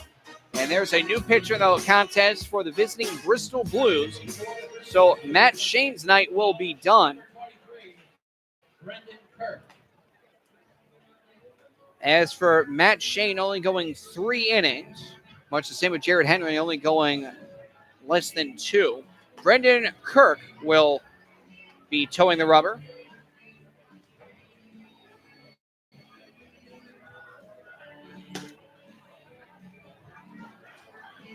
Going to take a look into Kirk on how his season has fared. I'll tell you, you're not going to find too much. That's right. Leading off for the Suns, the designated hitter. We say that because a sophomore out of Springfield College. Doesn't appear like he's played. No, this is his Bristol Blues debut.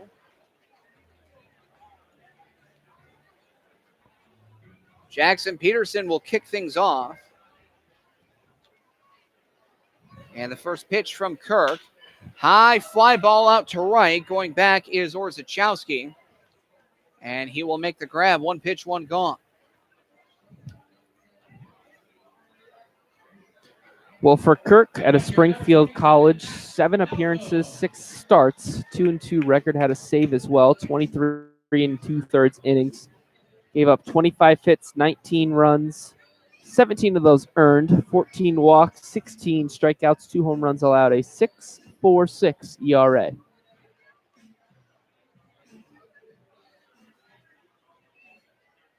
Matt Malcolm grounded into a fielder's choice. He's the first pitch low and outside, 1-0.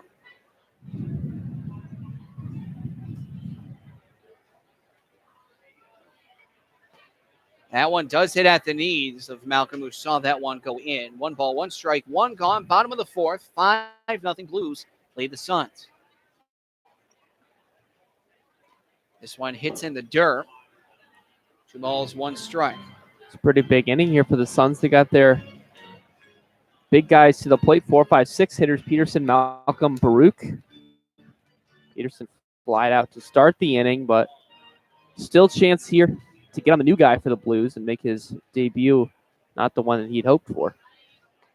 2-1 just misses low over the inside part of the plate. Maybe a tad inside as well. 3 balls, 1 strike, 1 gone. Kirk with the pitch. Chopper headed towards Gedman, who will not get there in time. However, Matt Valenti is there to back up Geddy.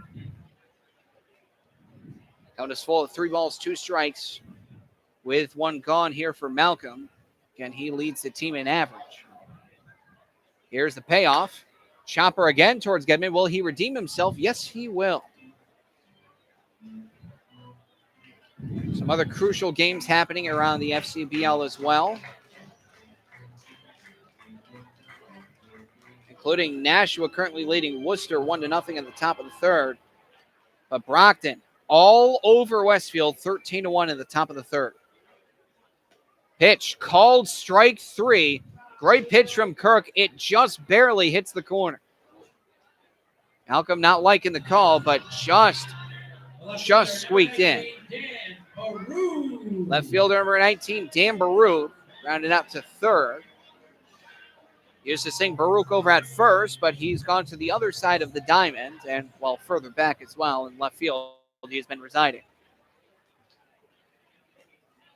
Here's the first pitch to Baruch. Pitch misses well outside. The count is 1-0.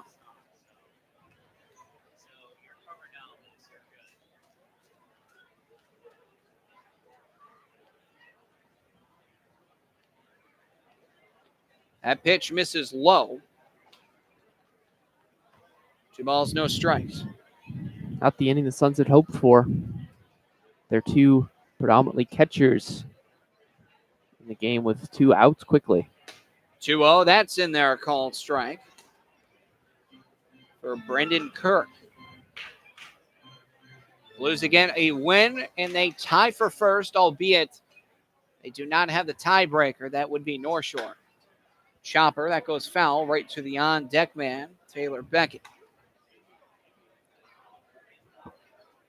So in a nutshell, the Bristol Blues would still be in second. Of course, off that tiebreaker as the North Shore Navigators. They do on the tiebreaker as they have the season series win.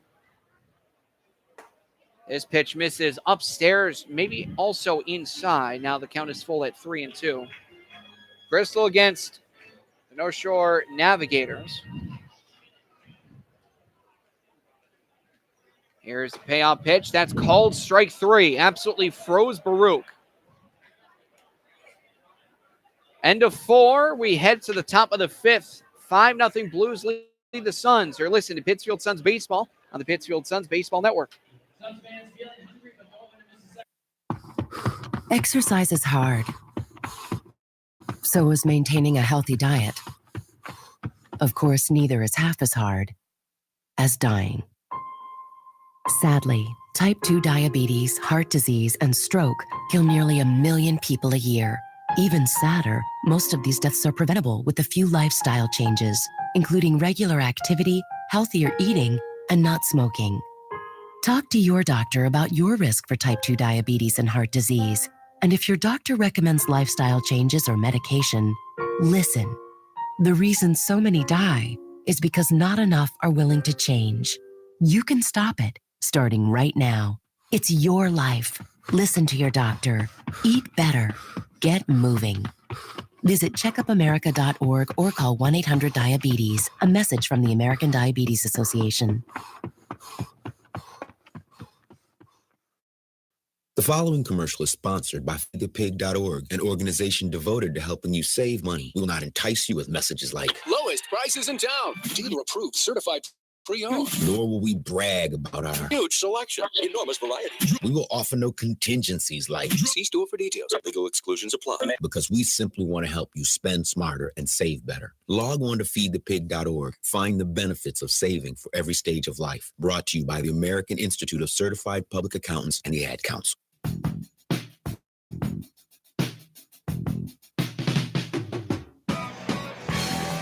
New pitcher in the ballgame for the Pittsfield Suns as they continue their staff day. It'll be number 32, lefty Matt Clarkin. In 6 starts, 10 appearances total, is 1-2 with a save, a 5.45 ERA, 31 1/3 innings pitched, giving up 23 hits, 24 runs, 19 of them earned, 21 walks, 22 strikeouts. Predominantly a road warrior, but I believe this is his 4th appearance for the Pittsfield Suns at home. 1, 2, Correct about 3, that. and So it'll 4. be 4. All right. Got it. You know your Suns, let me tell you. Well, considering I practically cover the entire league from places all the way out in Bristol to Brockton. Number 12, Dylan Reynolds.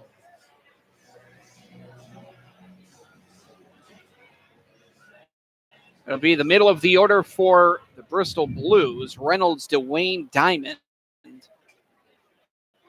Reynolds 1 for 2 with a 3-run homer. First pitch, and this one just misses low. 1-0 the count here from Matt Clarkin. Working exclusively from the stretch as the 1-0. It does get a piece of the jersey, so that's going to be a hit by pitch, bringing up the third baseman, Buddy Dwayne, who is skied out to center and left. Pitch just got away from him. That is the 3rd hit by pitch the Suns have issued through 4 innings so far pitched. 4th free pass of the day. And they are certainly giving the Blues plenty of opportunities to beat them here. Here's the pitch. Gets away from the catcher. Speaking of.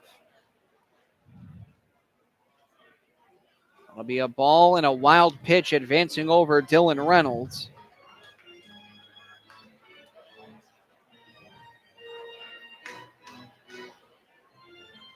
So now over on second is Dylan Reynolds. Buddy Dwayne, with nobody gone, has a 1-0 count.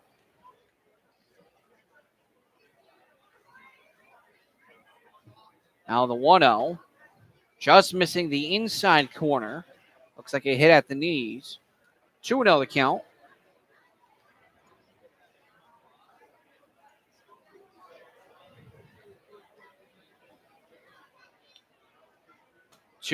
In on the hands, and that one really froze up Buddy Dwayne, as that one was called correctly a strike. Count is now 2-1. That was a very odd check swing from Dwayne. 2 balls, 1 strike. This one nubbed foul, now 2-2. The Pittsfield Suns right now, again, this ball game meaning more to them as well, considering the fact, sure, it's different squads and different players, but coaching staff still remains. The Bristol Blues eliminated the Pittsfield Suns in the wild card round last year by a score of 4-0. Chopper headed towards second. Klumovic has it. No play at third, so a throw over to first in time. A faux sacrifice for Buddy Dwayne.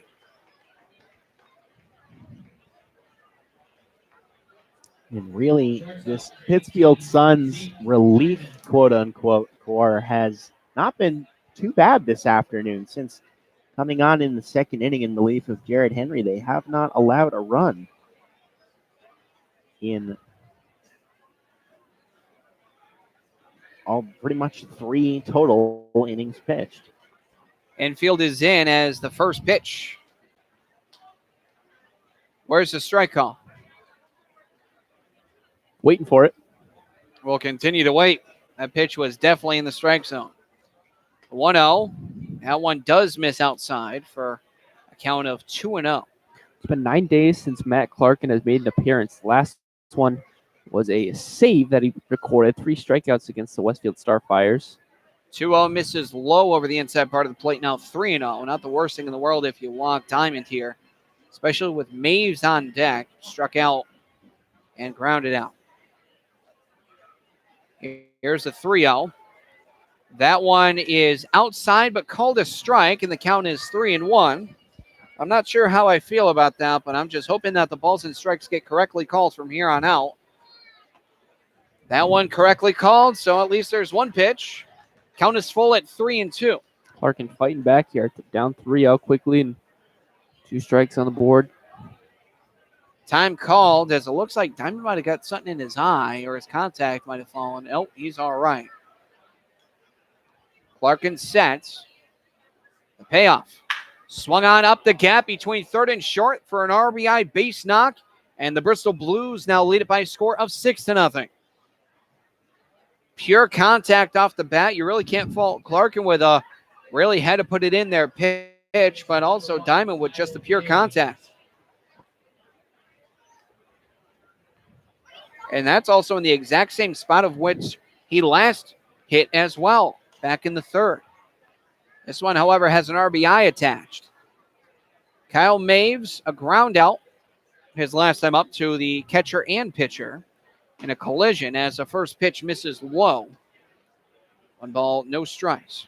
Well, not a lot you could do with that single there by a Diamond. Infield was pulled in. It was hit much too hard to even make a diving attempt to save a run there. Pitch misses well inside. 2-0.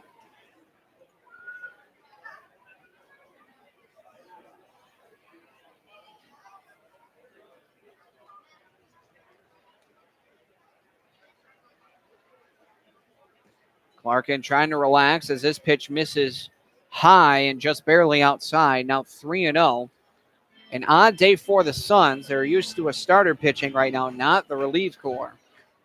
It doesn't matter what you're used to. You got to get some sort of offense going as that pitch is in there. Called strike. Now 3-1.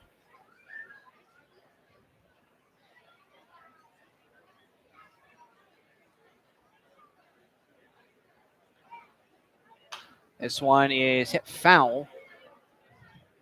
Count is full at 3-2. The Suns, unfortunately, really just missing that fifth starter that they need to get over the hump here instead of using a bullpen day. They have Sosa, have Price, have Morrison, have Noki, but just missing that last guy. Payoff called. Strike 3 on a perfectly placed pitch to Maves, who again strikes out. Speaking of strikeouts, here's Jordan Lask. He also grounded out to the pitcher. He's officially 0 for 2. I think you're absolutely right on that, Colin. The departure of John Clayton really being felt in these last couple of weeks by this Suns pitching staff. He was pitching like their best guy when he left. Pitch hits the inside corner. Count is 0-1, but also Ryan Langford, another big blow for the Suns. They've lost a lot of key players. And, well, as previously mentioned by Matt Valenti, it's the next man up mentality. This one bounces, gets away, and that's going to advance Diamond to second on another wild pitch.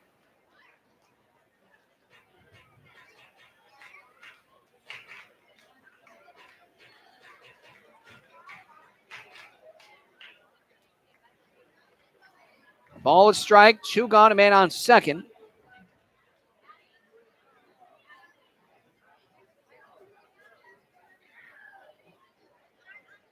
Check on second twice. And this pitch misses high and away. Now 2-1. Suns got to get out of this inning just the 1 run up on the board. Can't really take too much more damage on the board without getting any runs in your bottom half of the inning. That just hits in the zone for a called strike. Now 2 balls, 2 strikes, 2 gone. Runner on second. Deuce's wild pitch here for Clarkin. He'll set. And the 2-2. This is inside, and now the count is full.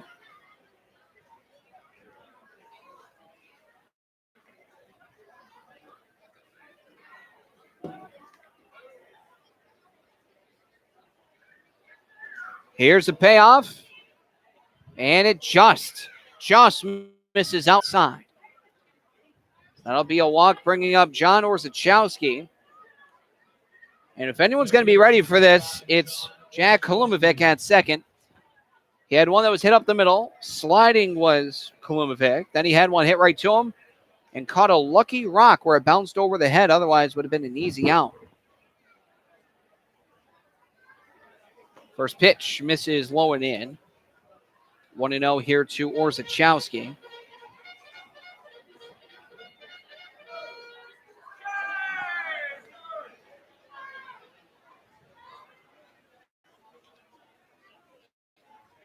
The 1-0. This one rocketed to right field. Going back is Cooney, and that is the 3rd homer by the Blues today. They lead it 9-0. And now the Blues just realizing that it was a homer. A 3-run jack by Orzechowski. 9-0 as they've been all over the relief pitchers who have been in this staff day.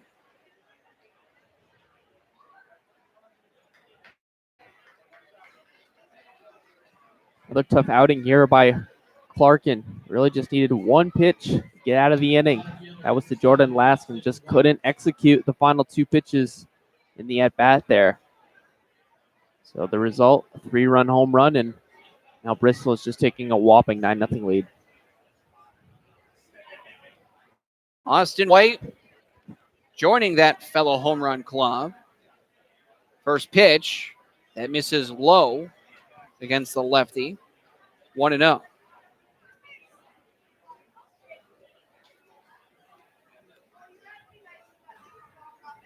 Next pitch, that is dead red. Ball a strike. Orzechowski, his first homer of the year, actually, and he just doubled his RBI total. He's got 6. Now the 1-1 misses low, and the count is 2-1.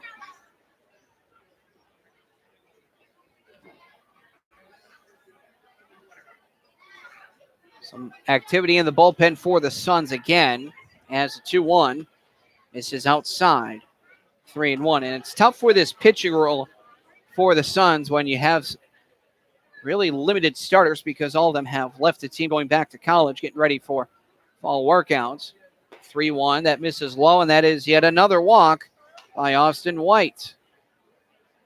Well, the Bristol Blues here blowing open the game against the Pittsfield Suns. Austin White, meanwhile, blowing open the walk race in the FCBL. He's really just showing off at this point. I kid, of course, but what a season that young man has had. Absolutely. With as many patient plate appearances that he's had, he's earned it. Chopper headed towards short. Flip over to second for 1, and will be the final out of the inning. On the 6-4 fielder's choice. 4 runs off 2 hits, no errors, and 1 left. We now head to 4.5 to the bottom of the 5th. 9-0, Blues all over the Suns. You're listening to Pittsfield Suns Baseball on the Pittsfield Suns Baseball Network.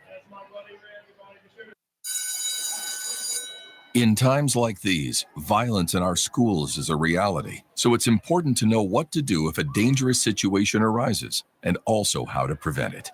Kids, never bring a weapon to school. And if you see a student with one, or even hear someone talking about having a weapon, report it immediately.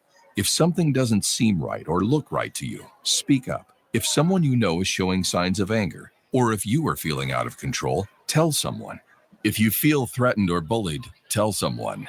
Violent acts often start out as small disagreements. Tell a parent or teacher if you see an argument taking place. It's better to let someone know about a disagreement before it gets out of hand. Let's put an end to these tragedies. Ask your school to adopt an anti-violence program. Visit ncpc.org to learn more about how to keep your school safe. That's ncpc.org. A message from the U.S. Department of Justice, National Crime Prevention Council, and the Ad Council.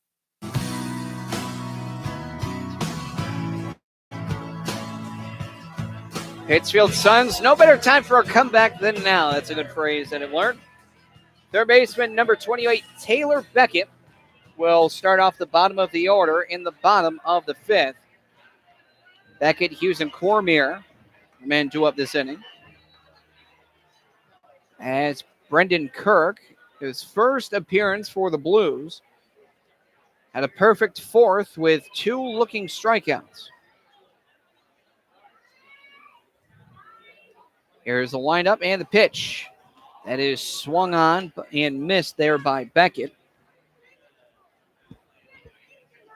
Well, here's a little bit of game story for you. The Blues right now, as of that end of that previous inning. As that pitch does not get in the zone for a called strike. We're on their 4th trip through the lineup. Suns have not completed their 2nd. They will at the end of this inning as the 1-1 misses low, now 2-1.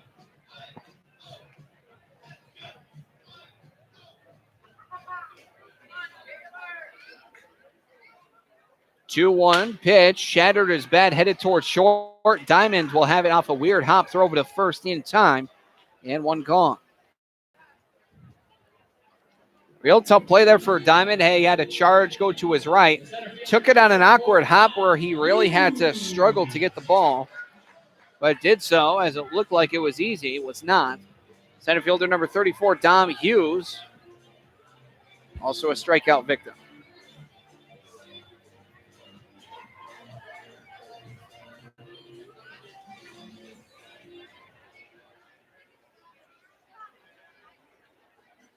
Here's the windup from Kirk. The pitch that misses letter high, 1-0 to Dom Hughes.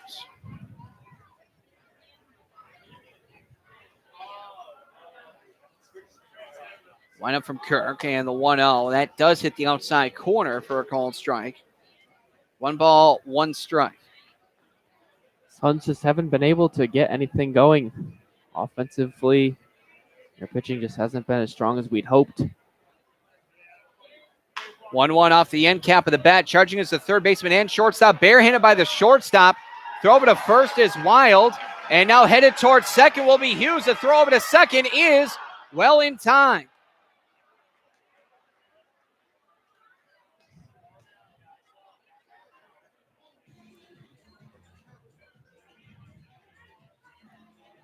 That'll go down as a base hit for Hughes. As charging that one was the shortstop, Diamond. He did have to pick it bare hand. And then he is out. Let's see what that would be. 6-3-6? I believe that is correct. 6-3-5. Hi, that I did not see. No worries. Good eye, Mr. Quinn. Pitch just misses outside. Nate Cormier popped up to short his last time up. This one hits the dirt.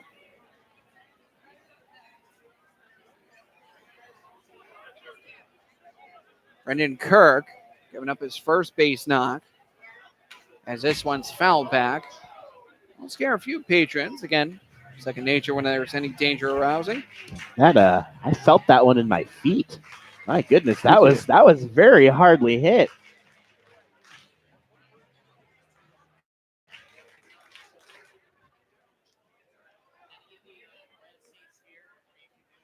Two balls, 1 strike. Looks like that one missed the zone.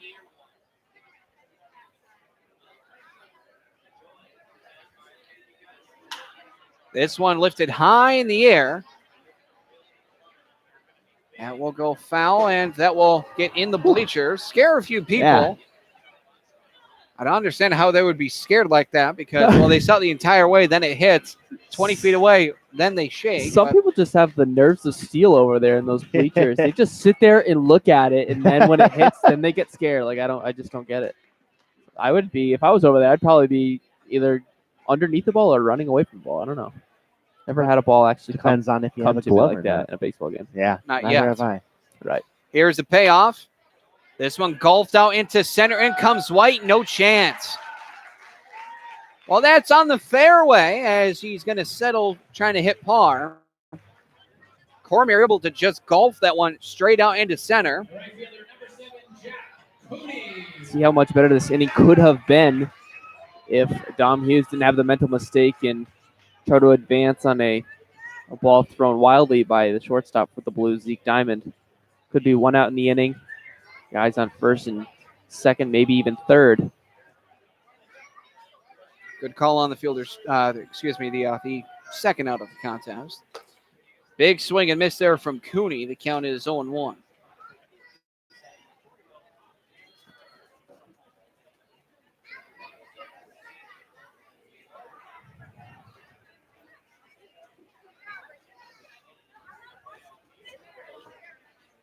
Next pitch misses well low and outside. Out 1 ball, 1 strike. This is not the only game happening. Again, a lot of games happening. North Shore is the only team that's off for today. Blues will be off tomorrow. Nashua will be off on Sunday. Peak on first from Kirk, the 1-1. Good breaking ball as that one gets in the zone. A called strike, now 1-2.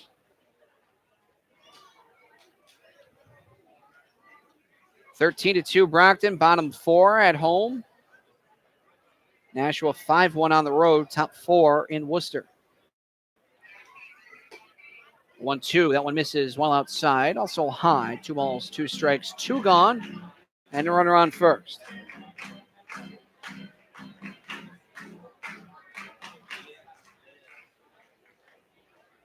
Brendan Kirk, his first appearance with the Blues. 2-2. Misses low and outside, and no, this one gets away from the catcher. Advancing to first. From first to second will be Nate Cormier. Now the question is, did that one just get in the dirt or get away from the catcher? I believe it just got in the dirt as Lass went to pick it up, I think twice, pretty much at his feet. Just couldn't collect it and make the throw over to second. So it looks like it went off the thumb of the glove, so that's going to be a pass ball. The count is full, 3-2, so not off with a pitch now is Cormier. As here's the payoff. Swung on and foul tip. No, caught by the catcher. That'll be another strikeout for Kirk. In the inning, no runs off 2 hits, no errors, 1 man left. We now head through 5 full to the top of the 6th. Blues all over the Suns, 9-0. You're listening to Pittsfield Suns Baseball on the Pittsfield Suns Baseball Network.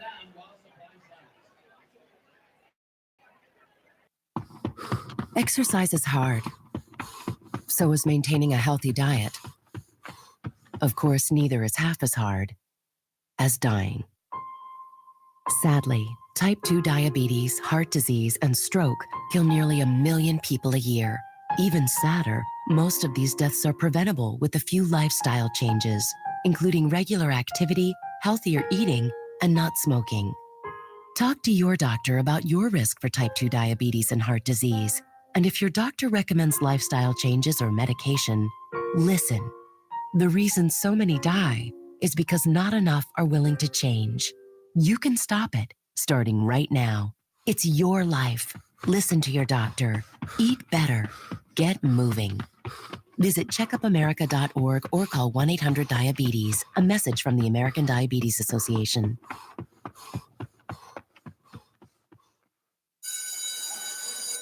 In times like these, violence in our schools is a reality. So it's important to know what to do if a dangerous situation arises, and also how to prevent it.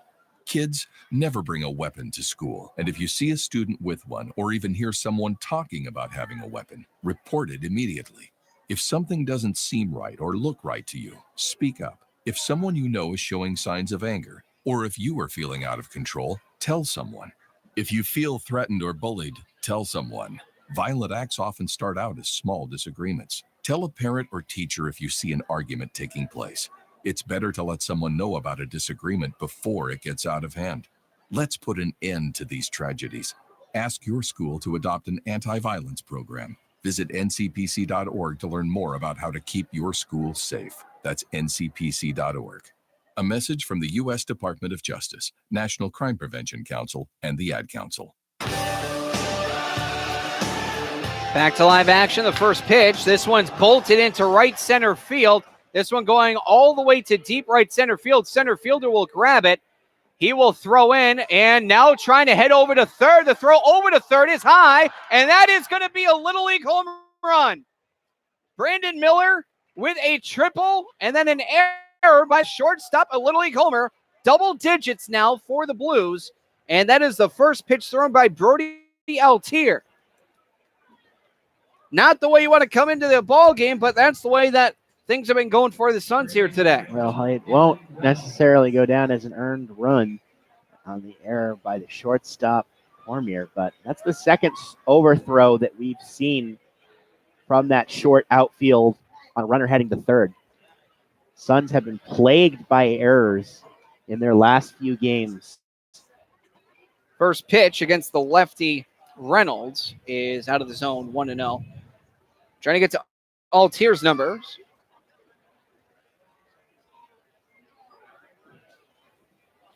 As the pitch that misses out of the zone, I'll mark it as 2-0 count. Altier, 1 start, 14 appearances. He's 1-1 with a 3.43 ERA. 18 in the third innings, 20 hits, 9 runs, 7 of them earned. Pitches in there called strike. 11 walks, 12 strikeouts. Now you can note that there's 10 runs, still 7 of them earned. Run is not earned yet, as that's a slow breaking ball that misses.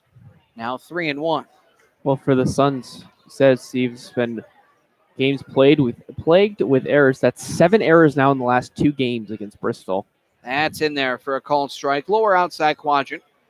3 balls, 2 strikes.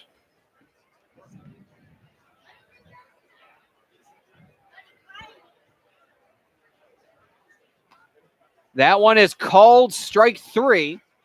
Just hitting the lower outside corner. Painting a black there was Altier. And now this will bring up Buddy Dwayne, who is 0 for 3 on the day.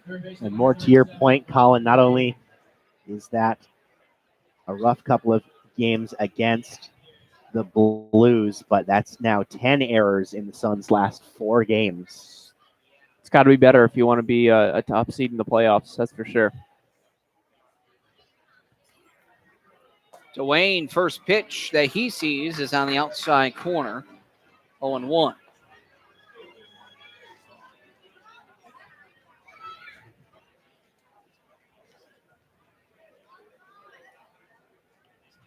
Altier, slow curve to the second baseman on a line drive will make the grab. Kalumovic right there to make the judgment. It's so weird to see, going back to the errors, the Pittsfield Suns are just 1 percentage point away from the top of the FCBL in fielding percentage. A 959 of the Suns, 960 is both the Navigators and the Bristol Blues. If we look at errors, the least amount of errors in the league goes to Bristol at 73. Suns are third least. Golf down to center, but right there is Hughes. He slips, and he does not make the play. What an odd play. He was right underneath it, slipped. Could not come up with it. It'll be a base knock for Zeke Diamond after he tried to dive for it.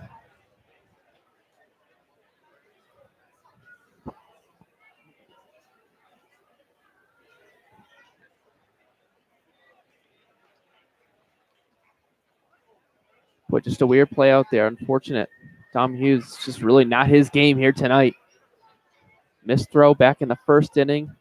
Try to stretch a missed throw by the shortstop last inning, and now a play out there in center field he could have had, but slipped up. First pitch misses low and in against the lefty Maves. You have those games sometimes where just things are not going your way. It's definitely not going. Every team's going to have a stinker. Pickoff throw over to first. Yeah, he just slipped. Yep. That'll go down as a base knock. That will make the run earned. Off the end cap of the bat, makes it 1 ball, 1 strike with 2 gone.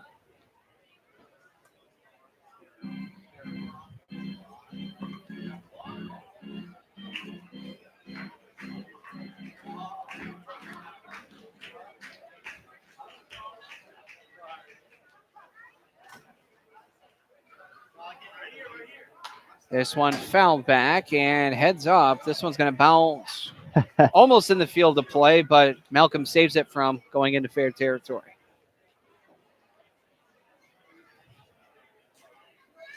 Suns trail by double digits. 10 runs, 10 hits, no errors for the Blues. No runs, half the hits with 5, but 3 errors. Altier the 1-2.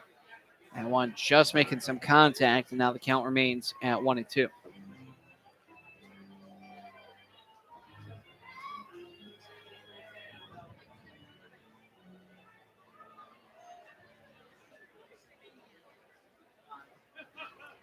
Altier long hold. Again, the 1-2. Swung on, headed towards third. Throw over to second for the out. 5-4 in the fielder's choice ends the inning, but not before Little League home run comes in off of Brandon Miller's bat. So 1 run off of 2 hits, 1 error, and 1 gone. We now head through 5.5 to the bottom of the 6th. Pittsfield Suns now trail the Blues by double digits. They trail 10-0. You're listening to Pittsfield Suns Baseball on the Pittsfield Suns Baseball Network. Hi, we're talking to real smokers about quitting. Tell me when you smoke and why you smoke. Eat, cigarette, kids, cigarette, dinner, another cigarette. One on my way to lunch, one after lunch. And another cigarette, and another cigarette. Have you tried to quit? Yes. I become angry. It ain't that easy. You can't just quit cold turkey. I tried. What would you do different? Actually having a plan and thinking it through. You have to relearn how to live your life without a cigarette in your hand. With the right plan, you can quit smoking. Free at becomeanx.org. X, a new way to think about quitting. Brought to you by X and the Ad Council. Hi, this is Paul McCartney on behalf of RAD. If you're drinking, you can't drive my car or any car. Remember, if you're partying this holiday season, don't drink and drive. Got it? It's just not worth it. Doesn't make sense. Thank you. Yes, I'm gonna be a star. Public service message brought to you by the U.S. Department of Transportation, RAD, the National Association of Broadcasters, and the Ad Council.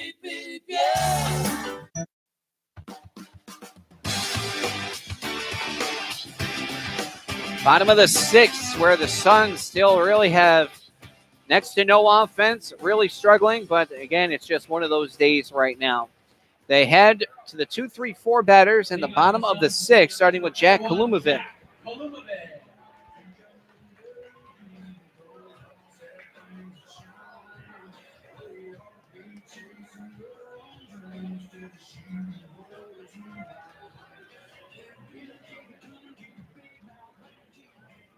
Still out there, Brendan Kirk.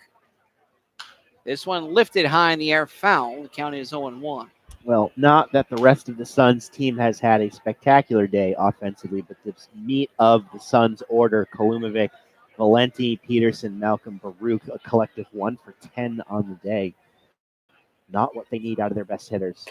The 0-1 missing outside. A ball, a strike to lead off the bottom of the sixth. There's another blowout in progress. We already talked about it. Top 5, 13-4. Brockton Rock's hosting the Westfield Starfires. 1-1 hit high in the air behind home plate and will not hit the press box. I was expecting it.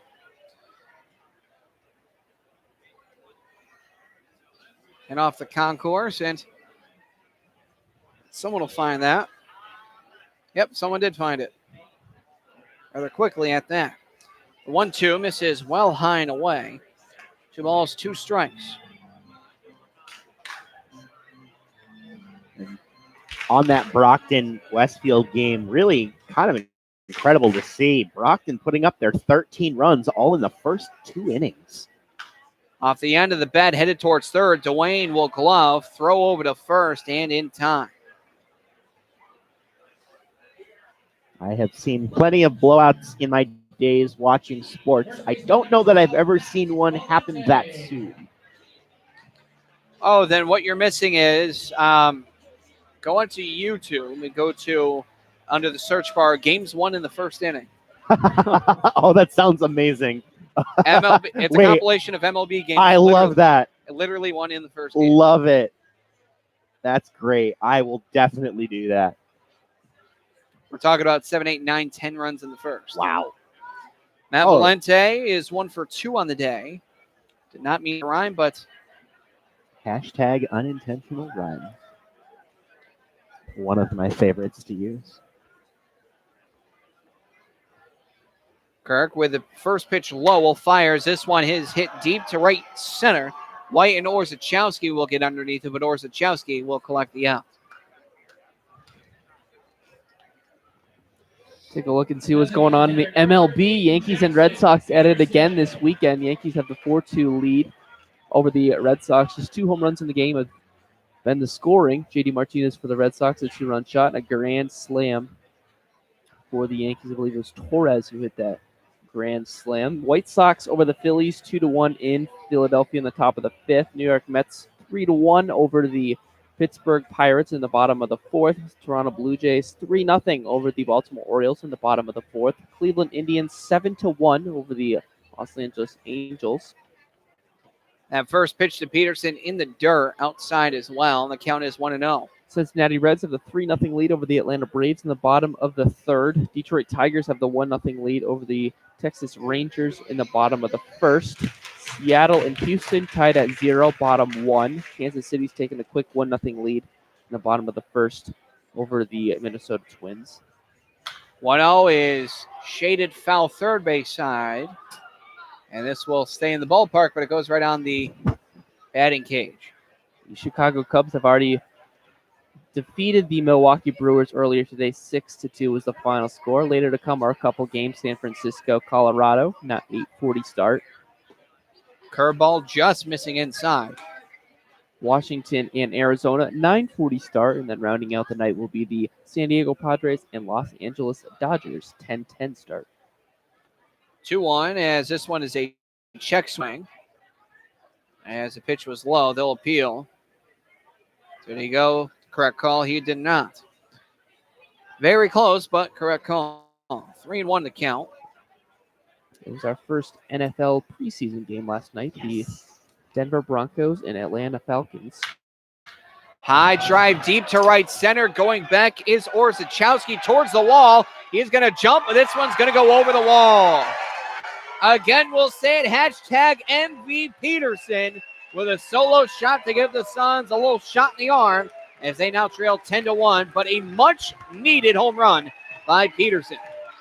Well, whether or not Suns end up making anything of this game, coming back, winning, whatnot, that man has been extremely impressive to watch this season. The home run king strikes again and now owns the league lead with 9 home runs on the year.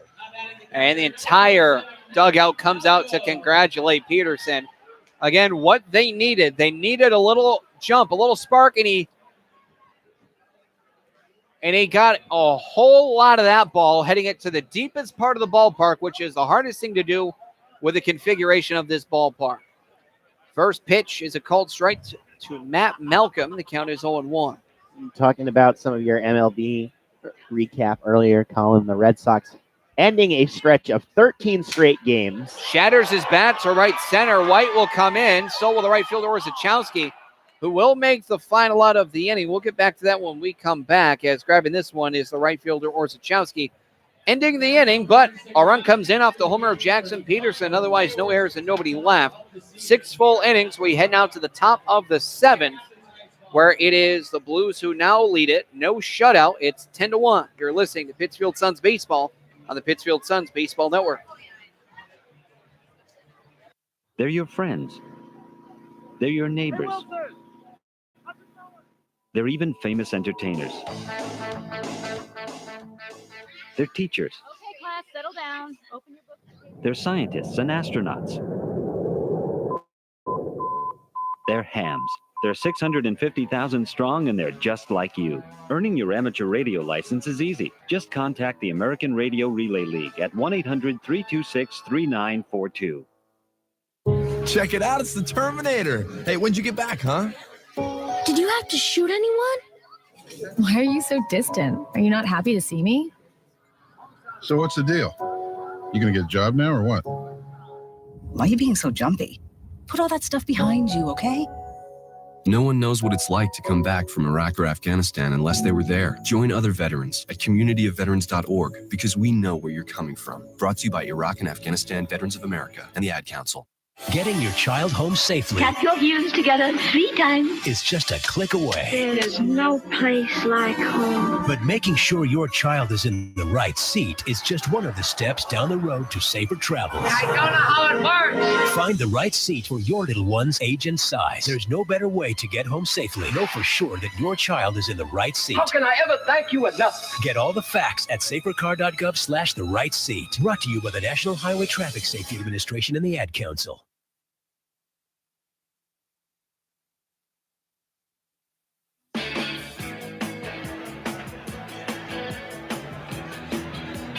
Top of the 7th, Pittsfield Suns get some offense with a solo homer by Jackson Peterson.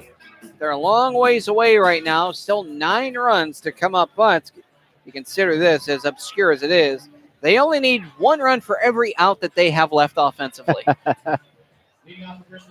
Suns have already come back from, well, down 8, 10-2.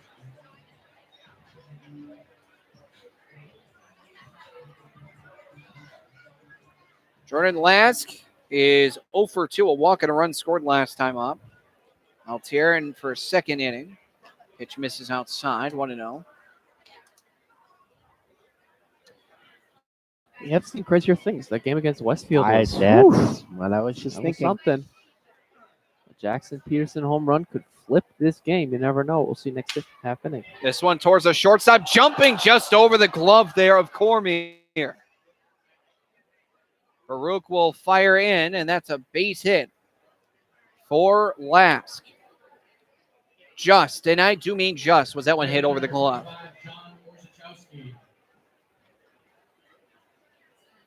Now the right fielder, Orzechowski, have a day, kid. He is 3 for 3 with a 3-run homer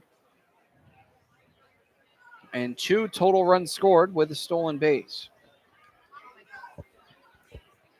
Pitch that hits the outside corner. He thought about it, but we'll have to check the strike count as it sits at 0-1. Well, to that MLB note I was making in the previous inning, the Red Sox in a stretch of 13 straight games played against either the Yankees or the Rays. Chopper headed towards third. Third baseman coming in. Throw over to first is in time. Throw over to second, not in time, however. But a great play by Valenti as my wife has just come up with poutine. This coming from Cindy Lieberman's family who was in town from Canada. Steve? I happened to make a mention to Cindy at one point that when she asked, hey, my family's coming up. Does anybody want anything from Canada? And I jokingly said poutine. Because it's the best thing in the world. Amazing. And I never expected it to actually materialize in front of me. Well, enjoy. I will. Don't you worry. First pitch to Austin White. Hits the outside corner. The count is 0-1.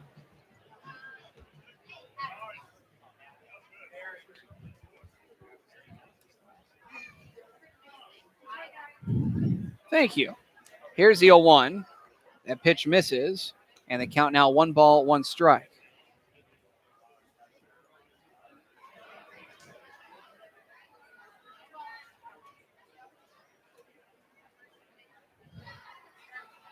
Next pitch hits the outside corner against White. Now the count sits at 1-2.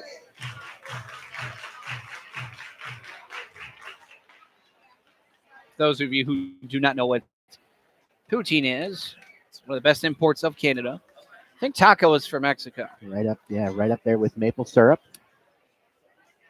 A 1-2, inside out swing going into left. Baruch will come in. He will not get there in time. The throw will come into third. The throw is not in time. Tag the back leg, so that'll be a base knock, an advancement for White and Lask, respectively. There's no chance that Baruch could make that play. The ball was sinking much too fast, and it doesn't look like that Jordan Lask got a good read on the ball. He was kind of hanging in between second and third. You would usually see that if a player was on our if a fly ball was in the air, and you go halfway usually and then touch back if you think he's going to make the catch. But there's no way he was going to make that catch out there in left field. But able to get there in time was Lask. So first and third, threat to steal at first. This one nubbed foul by Christian Beal. 0-1. Back on the poutine thing real quick, for those of you that don't know, poutine is French fries covered in beef gravy, I believe, and cheese curds. Well, beef gravy would be the best portion of it. Slow curve. Where did that miss?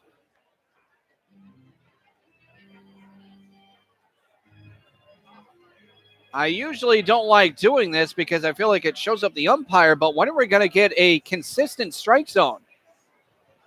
Apparently now, or at least for one pitch, that's in there called strike. Count is now 1-2. That slow pitch there from Altier was dead red. How did it miss? We'll never know.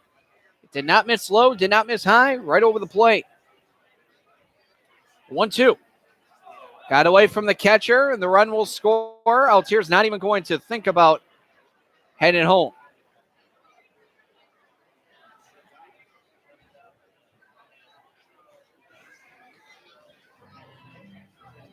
There goes the run. The Suns just got it. It's 11-1.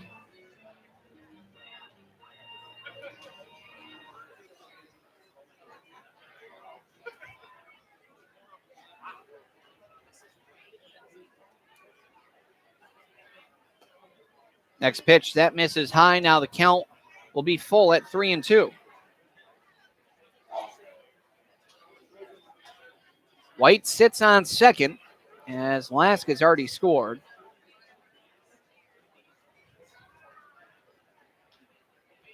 Payoff is yet again hit foul.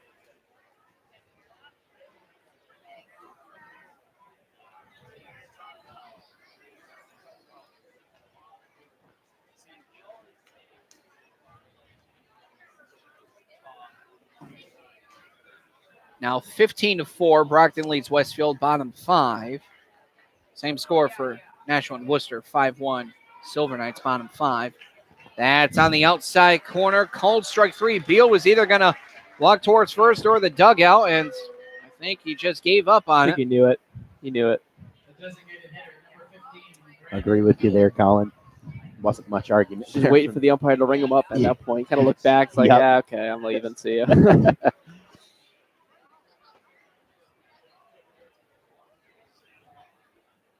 Brandon Miller, a Little League home run. Technically a triple. His last time up. He is 1 for 3 with a walk, 2-run score. Inside out swing headed towards short. Behind him, however, and the shortstop dives and makes a fantastic grab out in left field. Cormier, how in the world did he do that one? A fantastic grab will end the inning. But boy, nothing will get your blood pumping more than that defensive grab. All right, Suns fans, it's that time again. It's time to get up and out of your seats and stretch. Leading us and taking us to the ball game is the legend himself, and we'll go to Park Hill and JoJo. Everybody sing along.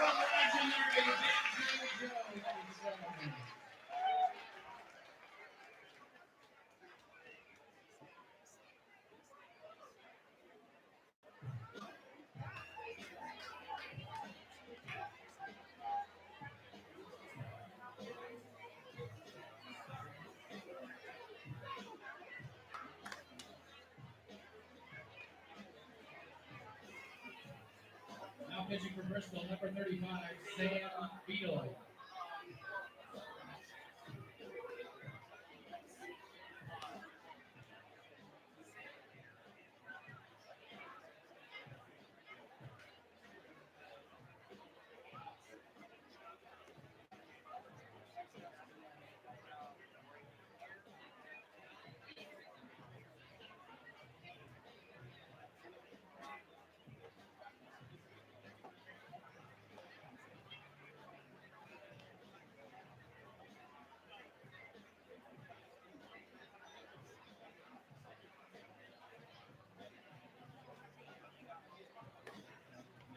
New pitcher in the ballgame for the Bristol Blues will be number 35, Sam Beadle. As the Blues regain their run that they lost in the previous home half. For Beadle, he's appeared in 5 games. He has no record of 15 ERA. He's appeared in 6 innings, given up 10 hits, 11 runs, 10 of them earned, 9 walks to 4 strikeouts. So a contact pitcher, not necessarily going to blow by batters, or at least in the relative time that we've seen him. 6, 7, 8 batters will be Baruch, Beckett, and Hughes as they try to recreate the offense garnished in the last home inning. In the bottom of the 6th, a solo shot by Jackson Peterson. Well, my goodness gracious, what a defensive play that last half inning by Nate Cormier at shortstop.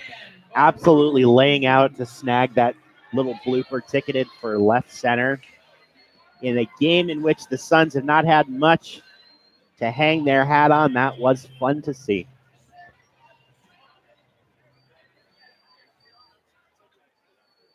The windup and the pitch.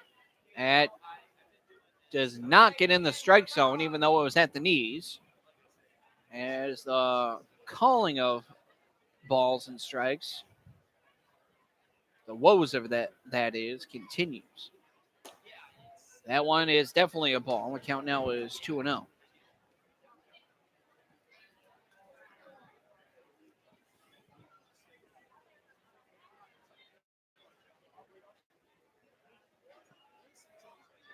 Now the 2-0 will rocket it down the left field line, but foul and caught.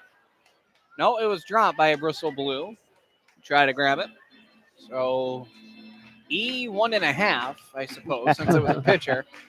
But then again, it is a pitcher. He's not supposed to have a glove. If you didn't sense the sarcasm there, I'm sorry, but you have no sense of humor. That ball was rocketed off the bat there, Dan Baruch. Wow. Goodness. Wish we had a radar gun for that.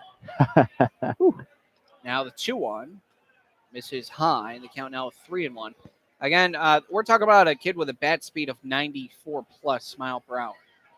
He has really hit the cover off the ball a couple of times this year on a few home runs that we've seen. Baruch been a pretty good offensive force for this Suns team. 3-1, continuing a rocket shot. Good snap by Diamond. Wild throw over to first, but not in time. Man, Zeke Diamond saw Nate Cormier's play in the previous half inning and nearly raised him there. That would have been very impressive, but through no fault of his own, just can't quite get there in time. So bring up Taylor Beckett, 0 for 2 on the day. Grounded out to short his last time up, speaking of Diamond.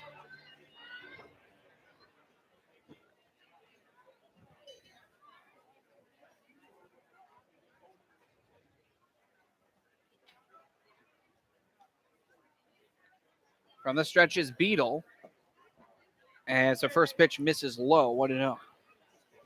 Well, for Beadle, he's only had one clean outing so far this season with Bristol. Came against Westfield when he went 1 inning, gave up a walk, had 2 strikeouts as well. But other than that, he's allowed at least 1 earned run in all of his other appearances. That pitch misses above, about shoulder high. 0-2 is the count.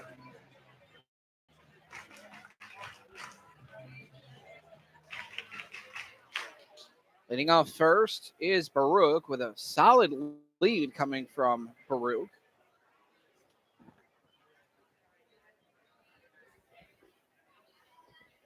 Chopper foul, third base side. Baruch is 4 for 4 in stolen base attempts. I believe that is what is known in the business as picking your spots. Baruch doing that nicely. 2-1 is a big swing and miss from Beckett. Now it's 0-2. We have seen Taylor Beckett unleash some mighty power a few times. He's done it twice in regulation with the home run. And then at least one instance of a home run derby in which he launched 5+. Swung on, foul first base side, and everyone's got to head for cover because, well, ball's nowhere near them. But it looks like Beckett broke his bat, and he'll get a fresh lumber stick.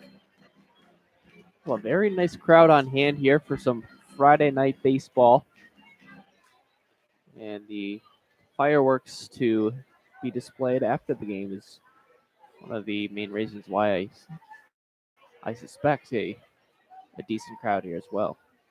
Very true, very true. The Wacona Park fireworks display always a dandy.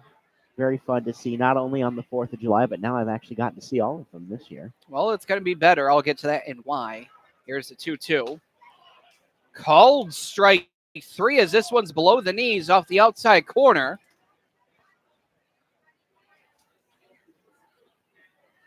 Or was it?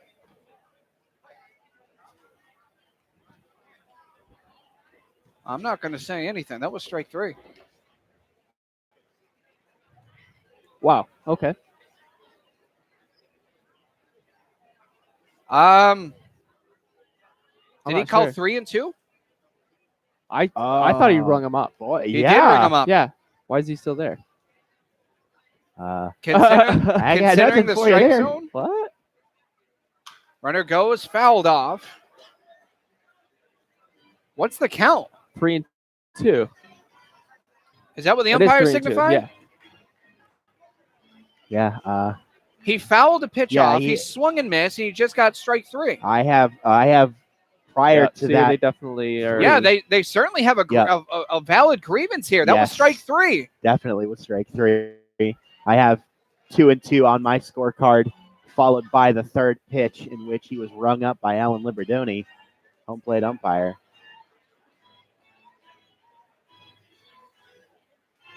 Was a swing and miss registered as a ball? I give up. This is going to be a fun one to try and piece together. How do you put in an extra strike? Hello, point streak support. Yes, I'd like to report a 4th strike, potentially. That is called a strike. Not in time over at second, so... What's in that backwards K into a frontwards K? Well, I mean, either way, it's a strikeout. Now the runner is on second, but that's strike number 4, of which I have never seen. And both umpires got that wrong. I don't know how, when there's 2 umpires and you get the count wrong, a foul ball, I just give up. There's nothing more that I can say. When there's 4 strikes, as this pitch supposedly misses, the count is 1-0. I don't know what to say. It's not just against the Suns, but also against the Blues, as you just saw. Yeah. Strike 4. Have you ever heard such a thing? Nope. I don't think that's the thing. Unbelievable. The 1-0 driven deep to right. Going back is Orchowski towards the wall. He is going to try to jump up, but nowhere close. A 2-run bomb by Dom Hughes. And the Pittsfield Suns now trail by a score of 11-3. So strike 4 or strike 3, what have you, it's not going to matter in the tail end of things, because either way, the run would have come aboard. Nice piece hitting there by Dom Hughes. Another little treat for the faithful here at Wacona. Not necessarily the result that they're going to want out of their Suns tonight, barring disaster for Bristol, but a couple of nice moments here. Jackson Peterson, Dom Hughes, Nate Cormier. First pitch to Nate Cormier is low for a ball, 1-0. Fantastic grab by Cormier last half inning, but right now the sole focus there was on Dom Hughes with his second bomb of the year, as that one misses, and now the count is 2-0. Well, after struggling in the first 6 innings or so for Dom Hughes, he puts that one over the fence. Must feel pretty good. That one lifted foul, third base side out of play. Speaking of. Yes, indeed. We have seen some monster shots. I don't think you guys oh wow. Off the That bat. was wow. That was I can't even speak words now. That pitch supposedly misses upstairs. Now it's 3-1. That's lifted in the air behind home plate. Last going to look for it. It's off the roof to our left. And the count is full. Yeah, we have seen some mighty shots off the bats of these Pittsfield Suns tonight. Some foul, some fair. Nate Cormier's very foul, but very. I don't know. It wasn't even like deep, but it was hit so high in the air. Like, oh man, that was crazy. I don't think I've ever seen that from Nate Cormier. That's for sure. No, I hear that.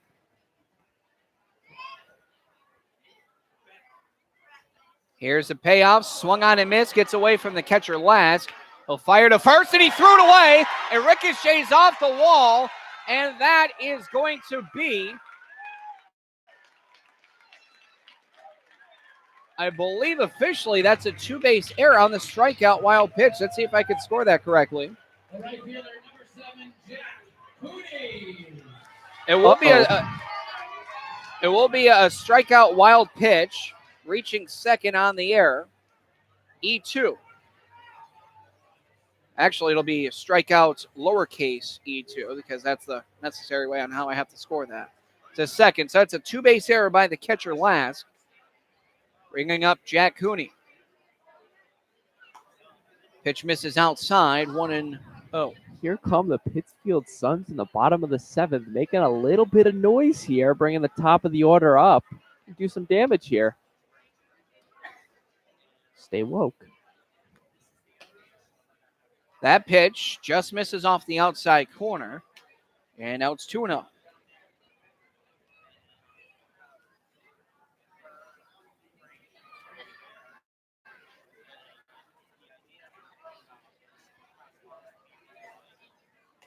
Pitch misses low and outside, now 3-0.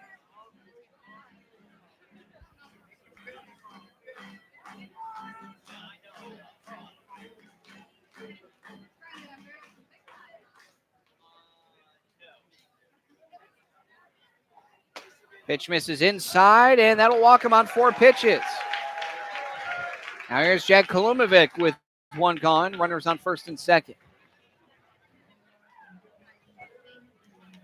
And yes, indeed, Mr. Quinn. The Suns starting to put together a nice little inning here. Maybe a few innings too late.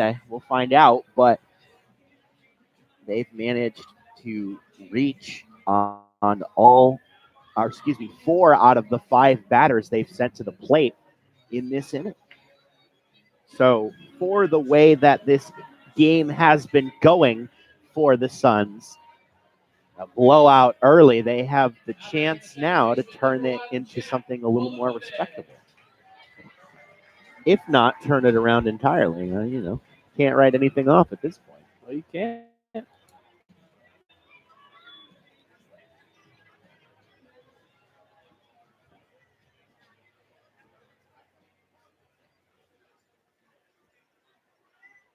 Kalumovic is 0 for 3, looking to grab some offense here. A big opportunity as this pitch way up and way outside. 1-0. That's a nice play there by Jordan Lask to snow cone that one in his catcher's mitt. He made a very nice move to corral that one and prevent the runners from advancing into scoring position.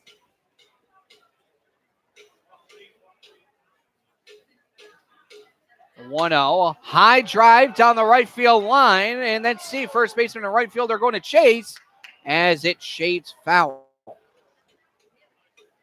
First baseman Dylan Reynolds kind of gave up on that play over there. Yeah. I mean, it was in right field, so he probably had the best chance at getting that as the right fielder. Wojciechowski was played so far over.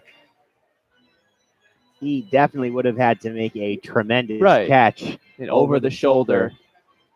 In unison. Yeah. That's how you know we have team chemistry here in the broadcast booth.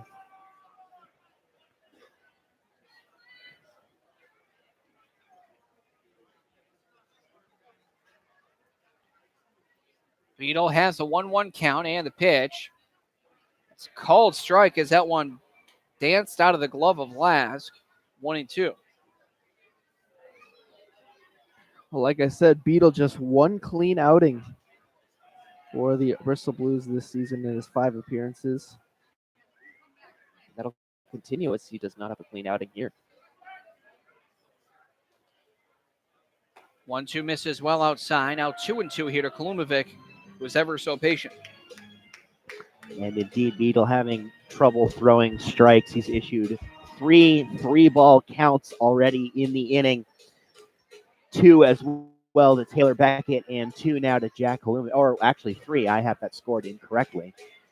And 2 here to Kalumi. 2-2 is hit foul. We'll go again to 2-2. It's interesting. Beetle plays for Keystone College. It's in Pennsylvania. He only pitched in 2 2/3 innings, gave up 3 hits, 3 strikeouts, didn't give up any runs. It is 0.00 ERA in his 3 appearances. Beetle with the 2-2. Fires as this one misses high. Now 3-2. Blues have an 8-run cushion. Don't think that they're going to put Beetle on a short leash, especially with the playoffs looming. Doesn't have overpowering stuff. Very hittable, as we've seen. It's been a little bit wild at times as well. There is a little bit of action going on in the Bristol Blues bullpen. Runners go, and this one is cut on and missed for strike 3. Third baseman went to cover, so that will count as a double steal. The first baseman, number 12, Matt Valenti. So again, the Suns heading into the meat of their lineup here now with 2 runners in scoring position, 2 outs. It would take some work to put together a rally here in this inning, but 2 runs on the board would be much needed. Pitch is low, and the count is 1-0. Collected 2 already in this half inning, so to make it 4 would make things a little more interesting as we head into the late innings.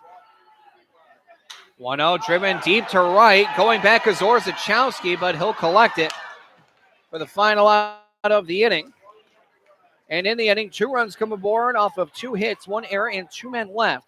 We now head through 7 full to the top of the 8th. New pitcher of the ballgame for the Blues. You're listening to Pittsfield Suns Baseball on the Pittsfield Suns Baseball Network. Excuse me, no new pitcher as the Pittsfield Suns are up, and it doesn't appear that the Pittsfield Suns will have a new pitcher. I have a passion for the environment. That's why I serve in the United States Coast Guard. We monitor commercial vessels, making sure our ports and waterways are safe and clean from oil or other hazardous material. We patrol our fisheries, protect marine wildlife and their habitats. With all we do, it's about protecting America. Were you born ready to protect America? Learn more at GoCoastGuard.com. Sponsored by the United States Coast Guard in cooperation with the Massachusetts Broadcasters Association and this station. Did you know the 3rd leading cause of fire deaths for older adults is cooking? Hi, I'm Rob Neal from the United States Fire Administration with important fire safety tips for seniors. Never leave cooking unattended because a serious fire can start in seconds. Don't wear loose clothing while cooking. Keep towels and pot holders away from the range. Double check the kitchen before you go to bed or leave your home. This message is brought to you by the United States Fire Administration, your local fire department, and this radio station. The following commercial is sponsored by feedthepig.org, an organization devoted to helping you save money. We will not entice you with messages like lowest prices in town, dealer approved, certified pre-owned. Nor will we brag about our huge selection, enormous variety. We will offer no contingencies like see store for details. Legal exclusions apply. Because we simply want to help you spend smarter and save better. Log on to feedthepig.org. Find the benefits of saving for every stage of life. Brought to you by the American Institute of Certified Public Accountants and the Ad Council. New pitcher in the ballgame for the Suns. The reliever, number 35, Henry Leak. As for Leak on the year, Leak in 12 appearances has a 3-0 record with 2 saves, a 1.38 ERA. Easily the best reliever the Suns have. 13 innings pitched, 11 hits, 3 runs, 2 of them earned, 1 walk to 20 strikeouts. That is a ratio of 20-1. First pitch to Dylan Reynolds. Misses out of the zone, 1-0.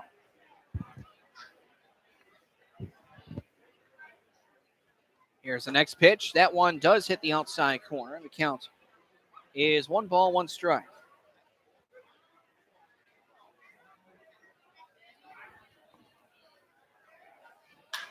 Swung on down the left field side. Incoming is Baruch, and on the run, he will slide. And a slide and away he will go. Like he's on a slip and slide, will make the grab. The Dan Maruk special has indeed migrated to left field, at least for the night. Very nice play out there as he makes the whole outfielder thing. I don't know if that's a secondary position he plays at college or not, but he makes it look very natural here at Wacona. Buddy Dwayne is 0 for 4 as this one swung on, and that one, well, much like today, just bobbled in and out of the glove there of Malcolm. It spun away like a UFO, just like all of the decorations that we have from Y2K9 back on Tuesday. Count is 0-2.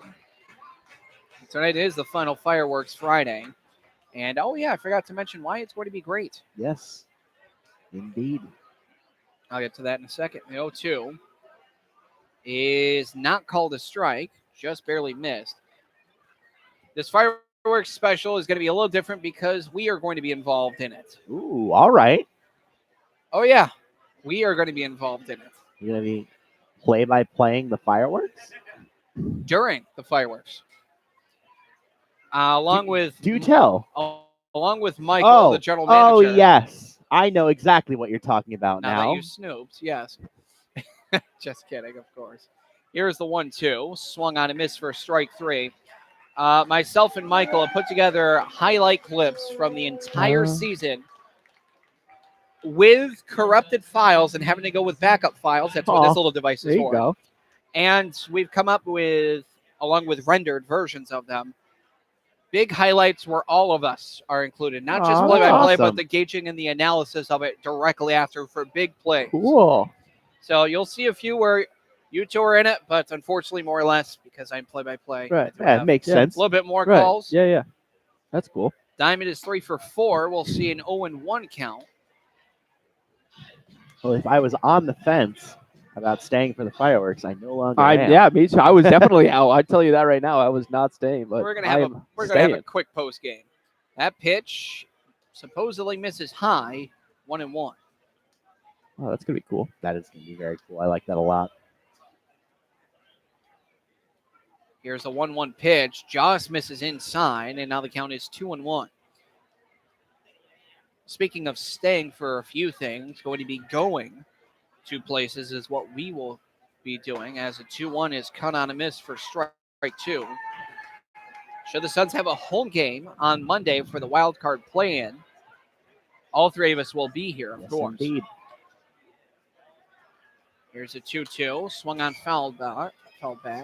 2-2 it remains with 2 gone. However, should the Suns be on the road in the wild card playoff game, then it'll just be myself and Colin. Colin sides all the way out in Westfield, and for that, we will travel wherever necessary. We will. 2-2 high fly ball down the right field line. Will it stay in the field of play? No.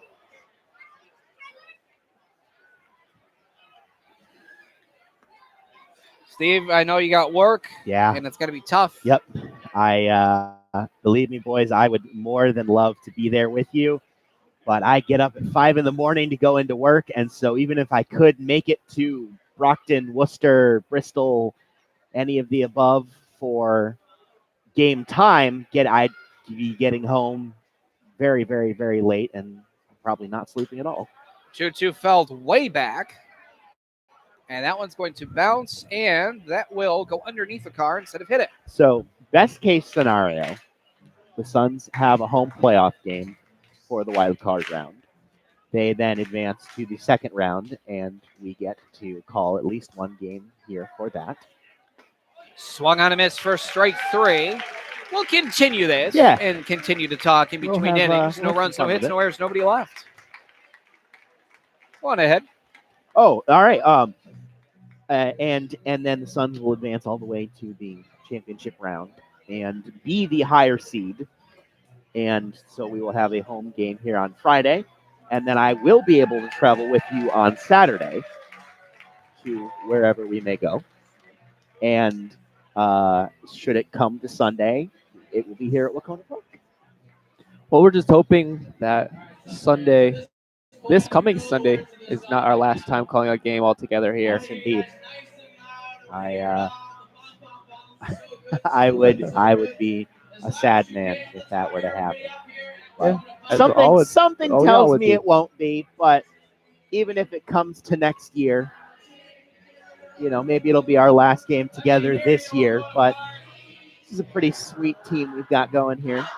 Oh, I see what you did there. That was good. That was good. That was so good. I will let you two decide if I did that on purpose or not. You definitely did. Oh, yeah. He goes, My dad joke radar is going off the charts. 1,000% did it on purpose. So there's going to be a new pitcher in the ballgame for the Blues. Looks like both teams are going to go with the staff day, apparently. Righty number 13, Tim Pfaffenbichler, will be pitching now for the Blues.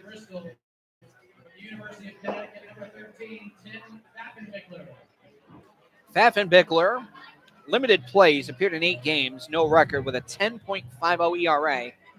6 innings, giving up 2 hits, 9 runs, 7 of them earned, 13 walks to 8 strikeouts. Giving up 2 hits, 13 walks. The Suns need all of those statistics right now.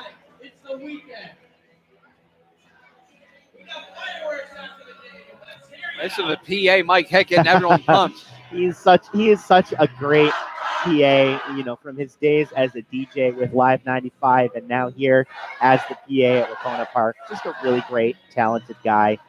Someone that I've been listening to my entire life, really. Or most of it, anyway. Middle of the order, Peterson, Malcolm, Baruch, the heavy hitters. If you want some magic to start, it's with these 3 guys right here, man. It's got to be. Let's have some pregame fireworks before the fireworks actually go off. Well, we've seen it in the last innings, the 6th and the 7th. We've seen a pair of home runs. One for Hughes and one for this man, Jackson Peterson. Well, the Bristol Blues were finally held off the board in the top of the 8th for the first time since the top of the 4th. So those 6 runs from the 5th to the 7th have been huge. Really felt like it puts Pittsfield out of this game, but you never know. You never know. We've seen a crazy game before. Let's have another one. I'm up for it. Here's the first pitch from Pfaffenbichler. Does clip the inside corner against the lefty Peterson, 0-1. I too am up for it. Let's stay late. Let's go. I have work in the morning. Hey, so do I. But if they can come back in extra innings. The 0-1 golfed foul as he will shade that one into the rough. And he'll have a drop penalty of 2 strokes. Just kidding. Count is 0-2 here to Peterson.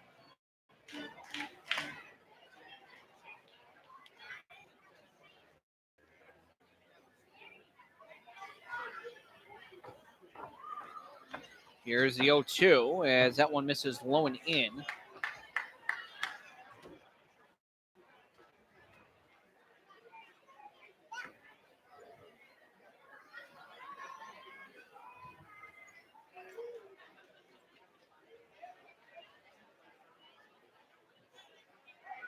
Long hole by Pfaffenbichler. Now the 1-2. Golfed again as this one goes foul. That would have been ball 2, but playing defensive there is Peterson.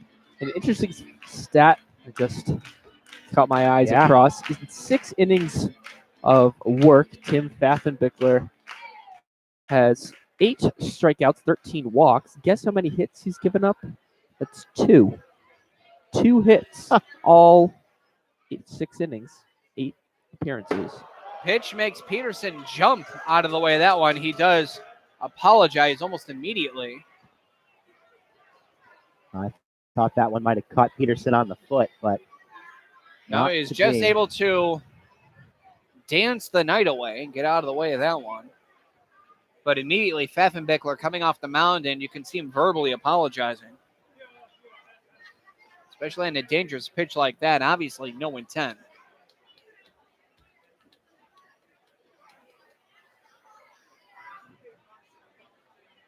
Now the 2-2.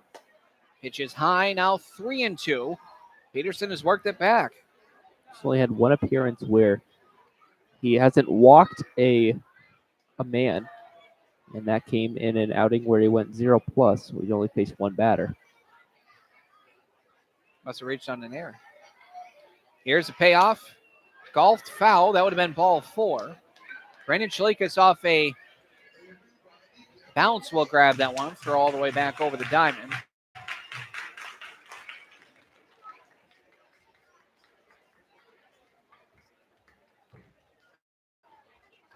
Peterson still battling. Again, the payoff. Swung on yet again. We'll go to a payoff. This will be the 9th pitch of the plate appearance here.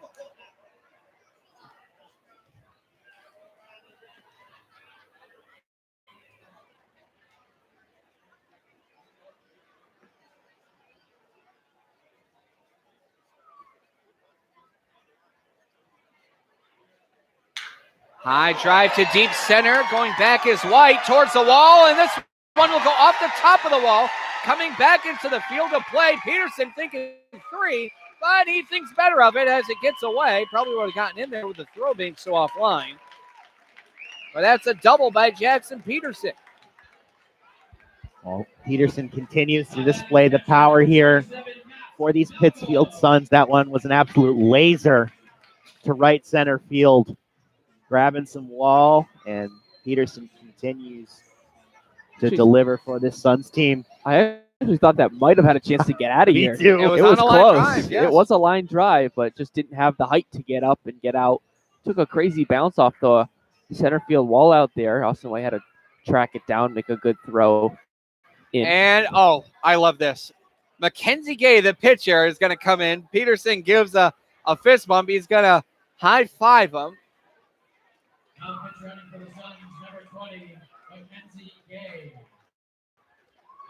Well, this might be my favorite thing I've seen all night.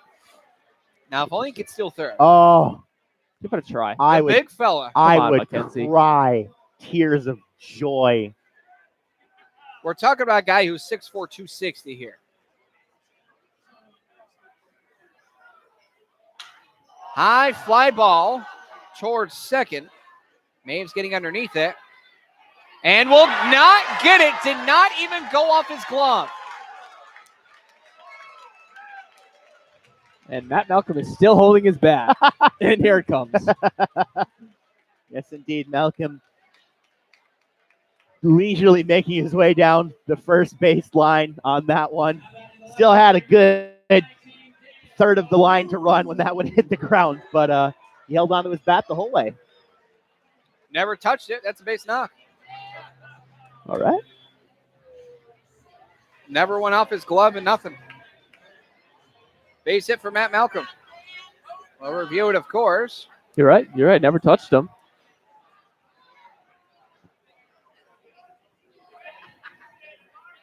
Runners on first and second as the first pitch to Dan Baruch. Looks like that misses.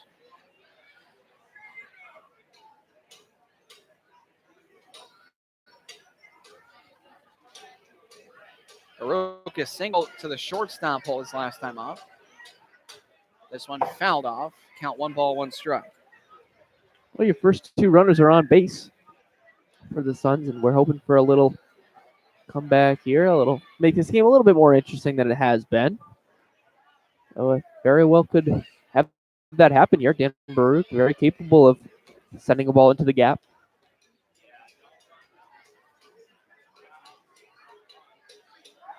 Here is the 1-1. Pitch misses inside a bluff throw as Malcolm Bluff dies.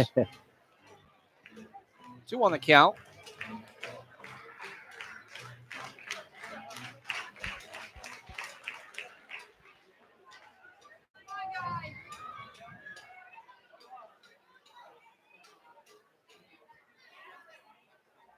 Bickler, the 2-1. Pitch is up and in. Going to brush back Baruch. A little bit back because he has stronger nerves than I do. It's a quick 2 hits given up by Bickler. I just said he's only given up 2 all season long. Double that total here tonight. The only 2 he's given up came in a relief appearance against Westfield on June 8th. So it's been almost 2 months since he's given up a hit. That one fouled off, and the count is now full at 3-2.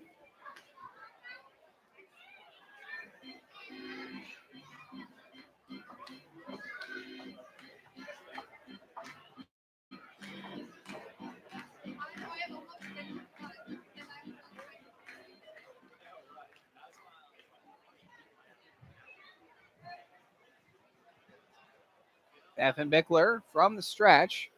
Gay goes, and a throw over to third, and it gets away. Gay, come on, McKenzie. He scores. The big fella gets in a run. What a gorgeous play. Well, I forget which one of you said it, but boy, if he can steal third. My goodness gracious. All right, well, no disrespect to Mr. Jackson Peterson, but I think I have a new favorite event tonight. Officially, that is an error on the pitcher as well as a stolen base for both him and Malcolm. Runner on third now as it's 11-4, but you'll love to see it. Absolutely phenomenal. Here's the payoff. Misses inside. That's a walk. Oh, how great is that? Oh, how great is that? The play of the game, ladies and gentlemen. Mackenzie Gay, the big fella, 6'4", 260, steals third, makes the pitcher miss throwing to third because obviously no one's expecting a big guy like that to be off. He's trying to steal third before the pitch is even made. Throws it away. Mackenzie Gay runs all the way home as Malcolm takes up third. What a phenomenal play. Say what you will. He got a pretty good jump. Yeah, too good of a jump. Effenbickler did not notice. That pitch is in there to Taylor Beckett. Count is 0-1. Until it was very nearly too late for a good throw. Of which he rushed it, threw it away. Mackenzie Gay, a stolen base. The big fella. Phenomenal. That's fouled off the netting post. Count is 0-2.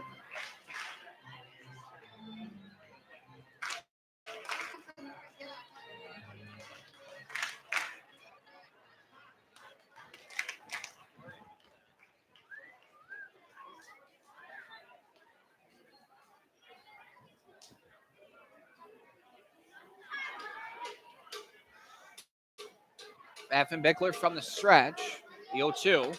Swung on and missed for strike three. Beckett down on 3 strikes. Strikeouts as well. And now here's Dom Hughes. 2-run homer on a bullet last time out. And by bullet, I mean vertically. That's how it got out. Well, the Suns could use another one of those right about now. Oh, yeah.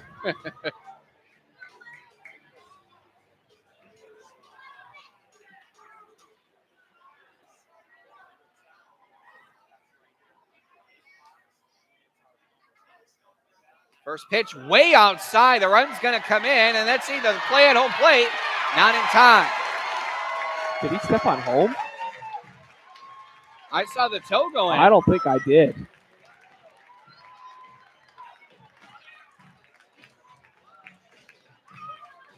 Oh, he did. Safe. Yep, the toe went in. Woo. That made me nervous. Yeah, the toe. I saw it. The toe went well in. The on-plate umpire, Al Liberdoni, he was right on that. He kind of stood there for a second. And they even appealed it because I thought it was so close. So, wow, that was close. Yeah. Colin. Yeah. But nonetheless, another run on the board for the Suns. Here we go. That's right. It's 11-5 now. Runner on second.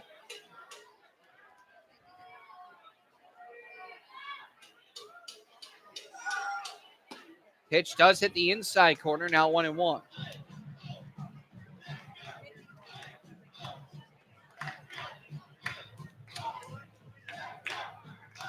I think Mackenzie Gay should be player of the game now just because of that play. I'm sorry. Still reminiscing on it. A ball is strike, a man gone, a man on second. step off from Pfaffenbickler. He does not like the fact that Baruch is dancing, having fun over on second.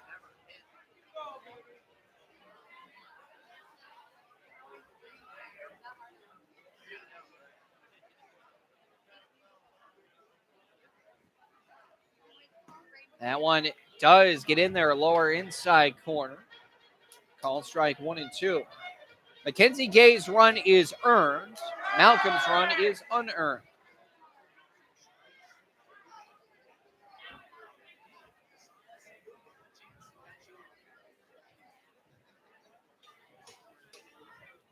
Pfaffenbickler.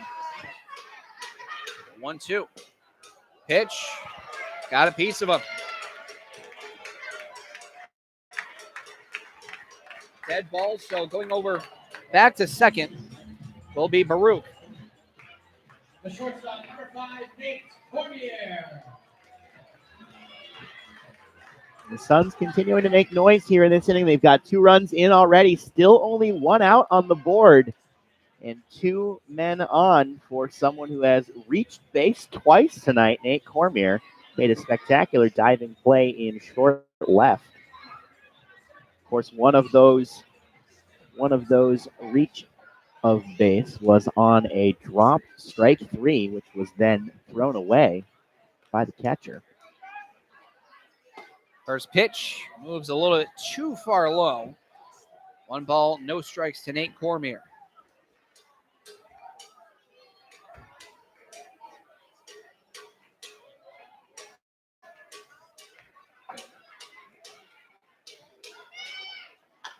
This one chopped foul.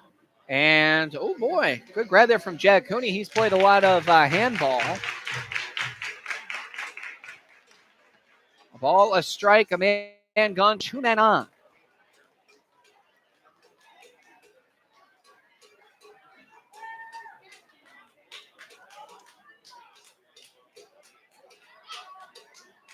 Pitch, got away. The catcher, no throw, double clutch to third. Not in time. It was in the dirt, and that's a wild pitch advancing Baruch to third. And because of that wild pitch advancing the runner, now by rule and by force, both runs that have come in are earned.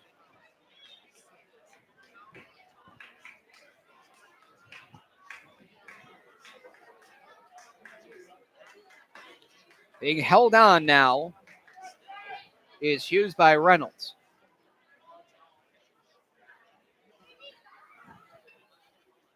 Here's a 2-1. Foul back.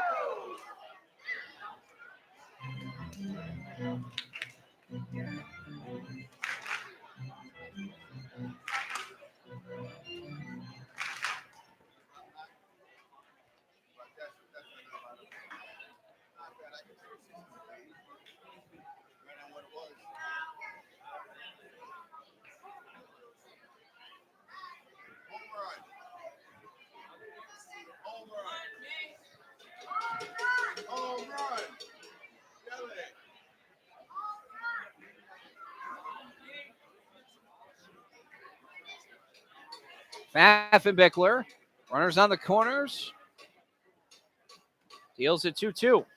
Check swing, the appeal he did not go, and the correct call made.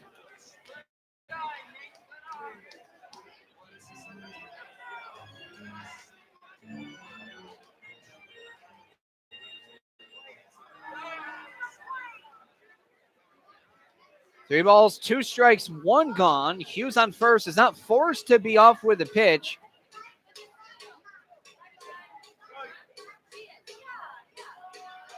And the payoff, swung on a miss for strike 3. It's foul tipped. Back into the mitt. I also bring up Jack Cooney. 2 for 3 on the day.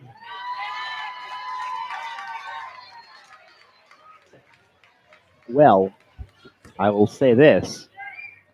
If Jack Cooney can manage to reach base here. Oh, you know what? Never mind. I take it back. We may well get a chance to see Mackenzie Gay back. Next inning. Yes, indeed. Actually, as it sits right now, yes. Framed by last. The pitch was outside, but he brings it back in. And the home plate umpire's fooled on it. The count is 0-1.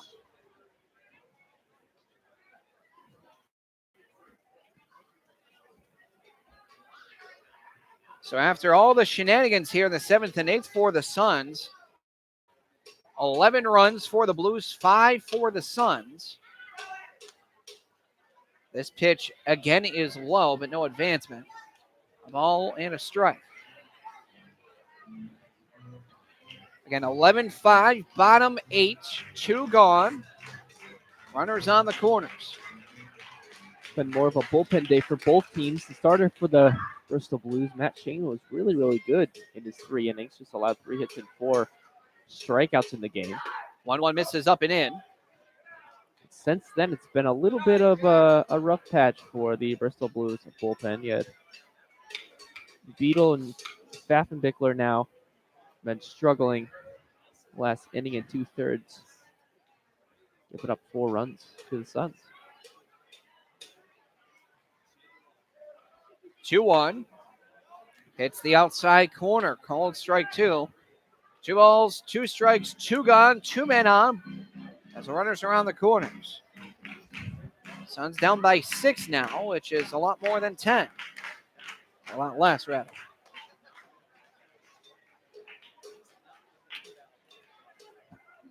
More of an opportunity for them to come back here.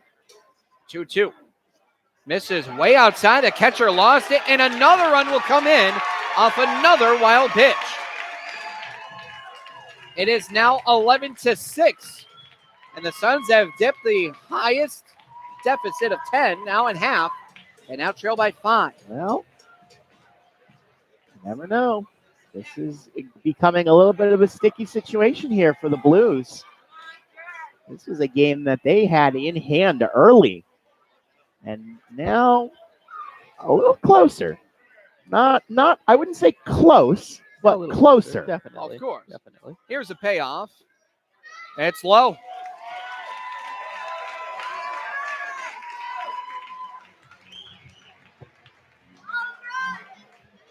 And here might be a pitching change. I do believe it is. Yes, it is. Pfaffenbichler has been run after he pitched 2/3 and gave up 3 earned runs. Potentially more to come for the Suns, but we'll find that out when we come back. As right now there's 3 runs off 2 hits, 1 error, and 2 men left. It's still the bottom of the 8th, 2 gone.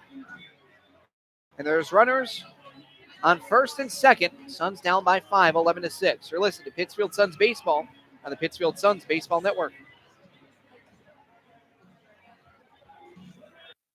Type 2 diabetes is a serious chronic health threat in America. It affects tens of millions of people. Many people who have the disease don't know it. Diabetes can cause health problems such as heart disease, strokes, amputations, and blindness. Talk to your doctor, get screened if you're at risk, and learn how to avoid becoming one of the millions of new cases of diabetes each year. You can help prevent type 2 diabetes. A message from CDC and HHS. So here's my cell phone number, my husband's cell phone number, and here's the number to the grandparents. The number of the restaurant we'll be at, it's just down the block. And I told the neighbors you were here, so if anything happens, anything at all, don't hesitate to call. And what's your cell phone number again? I don't think I put that in. Honey. Just what? Honey, he'll be fine. Okay, let's go. I know you're right. The odds of a babysitter calling 911, 1 in 1,400. The odds of a child being diagnosed with autism, 1 in 150. You know the odds of autism. Now learn some of the signs. No big smiles or other joyful expressions by 6 months. No back and forth sharing of sounds or facial expressions by 9 months. And no babbling by 12 months. To learn more of the signs and more about autism, visit autismspeaks.org. Brought to you by Autism Speaks and the Ad Council.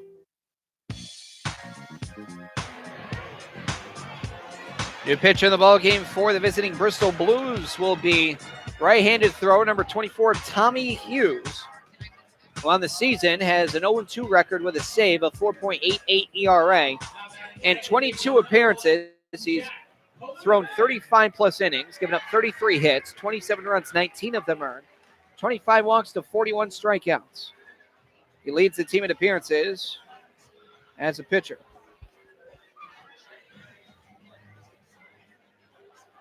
Jack Klumovic will dig in. He's 0 for 4. Would love to get on the action here late.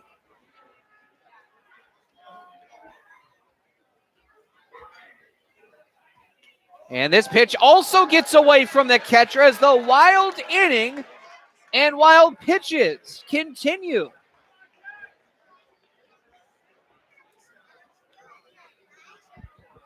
Now runners on second and third. As I have to see this collectively, it's a fourth wild pitch. And even that number feels low for what we've seen. This one almost another. It's low in the dirt. Somehow, some way grabbed by Lask.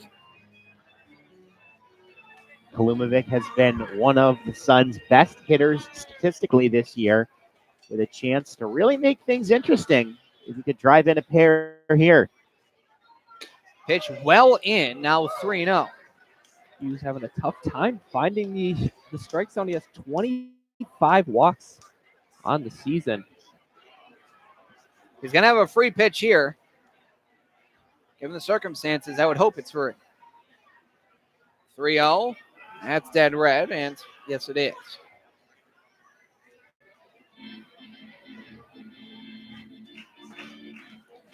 I don't believe Mackenzie Gay is going to be bad. I mean, yeah, I guess that's right. 3-1 misses, and that loads the bases as the Suns have batted around. This will bring up number 12, Matt Valenti, who's 1 for 4. Well, he's got 10 ribbies in his last 3 games. Well, really, he collected them in 2 games.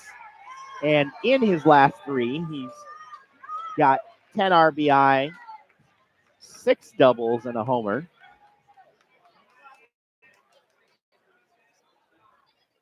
First pitch hits the outside corner. Count is 0-1. Looks like Troy Strack will be the new DH.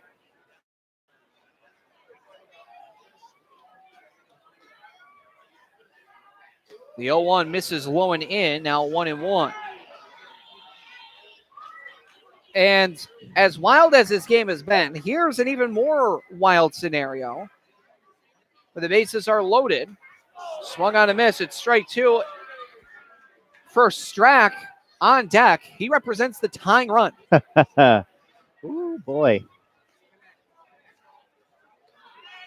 Hughes will step off.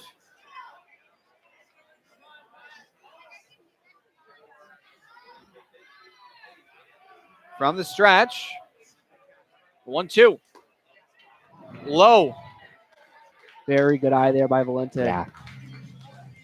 That's a pitch that really anybody could have easily swung at in defensive mode. Here's a 2-2. Swung on a miss for strike 3. That will end the threat. But the Pittsfield Suns get a couple good runs against the Blues. They get 3 runs off 2 hits, 1 error, but the bases are left loaded. We head now through 8 full to the top of the 9th. It is now 11-6. Blues lead it. You're listening to Pittsfield Suns Baseball on the Pittsfield Suns Baseball Network.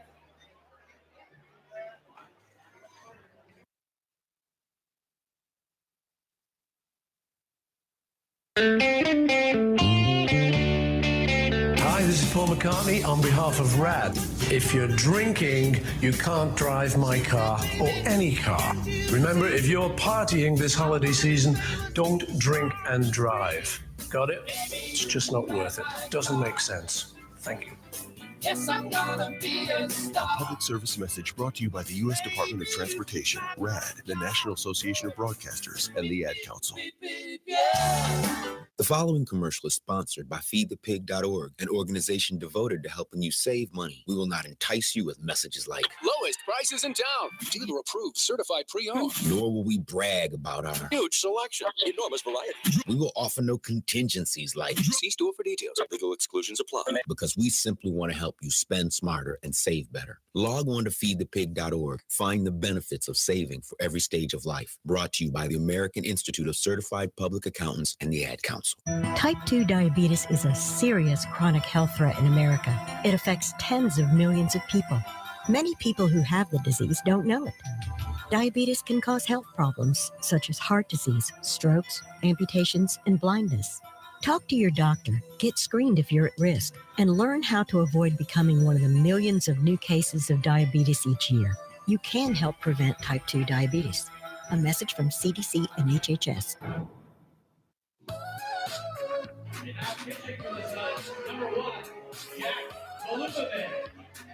As you just heard, there's a new pitcher in the ball game. The former second baseman will be Jack Kolumovic, replacing him, who's also replacing Mackenzie Gay. Troy Strack will mount second base, and he'll be there in the infield as Jack Kolumovic will step up to the dish. Or I should say, instead of up to the dish, I'm so used to that for Kolumovic.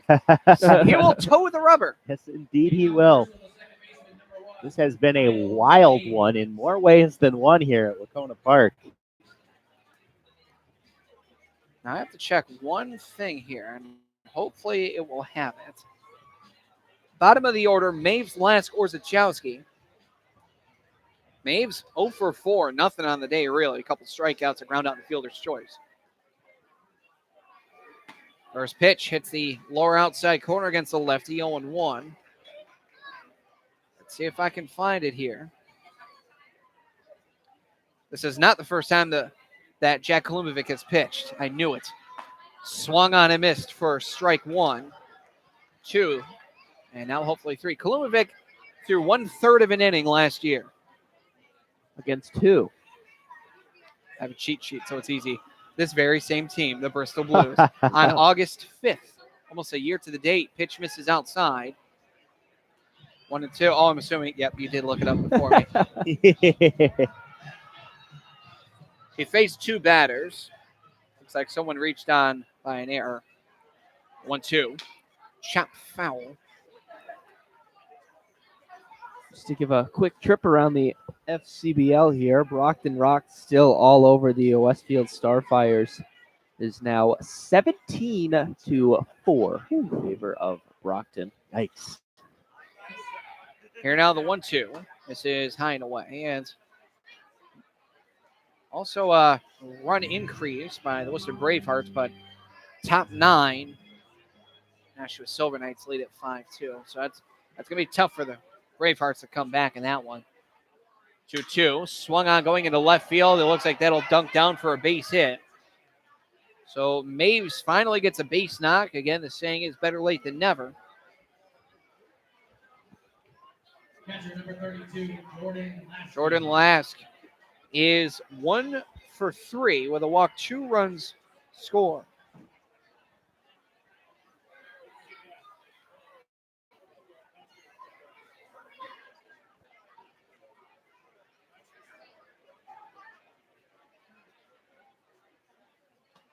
Big cut and miss there from Lask. Count is 0-1. Jack Kolumovic now pitching for the Suns. Troy Strack, the DH, will now come into second. The 0-1 misses low. The runner does go. The throw over to second. Let's see the throw over to first. They got him. That'll go down 2-4-3.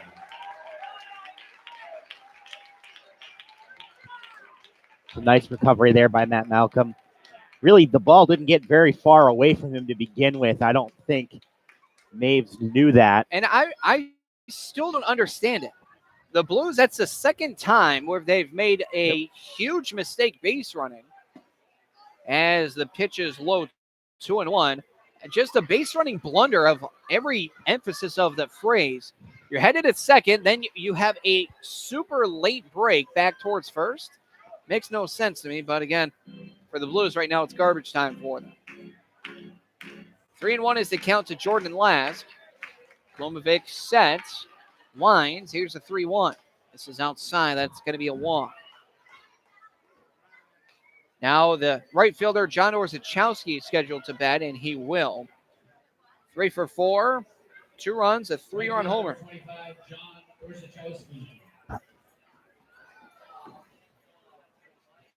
With this game having playoff implications, it's hilarious because right now another team in Berkshire County also has playoff implications. The North Adams Steeplecats. Yeah, unfortunately, they were eliminated. Yeah, and here's how that happened. Here's the pitch. Gets away, but no advancement. Now good mark there on last. Yeah. The doubleheader today. If they won both games, they would have clinched the North. Win one game, you clinch your playoff berth. You lose both, eliminated. Wow. Crazy That's how how works, close huh? that the That's NECBL is. Yeah. Wild. Crazy how that works. They lost both games, unfortunately for them.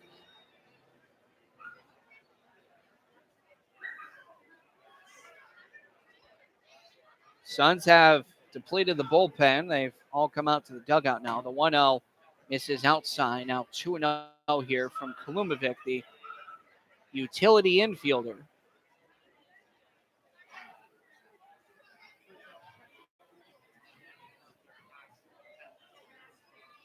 That hits the outside corner. 2-1 the count. Yeah, tough blow for the Steeplecats, especially when it's that tight where you need to win at least one game of the doubleheader. Instead, he gets swept. 2-1 driven deep to center field. Going back is Hughes. He will make the grab. As the throw will come in, 2 gone.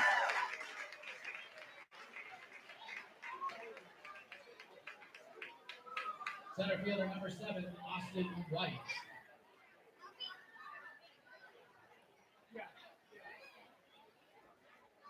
Austin White will dig in from the left-hand side. This is his 6th plate appearance. He's 2 for 3 with 2 walks.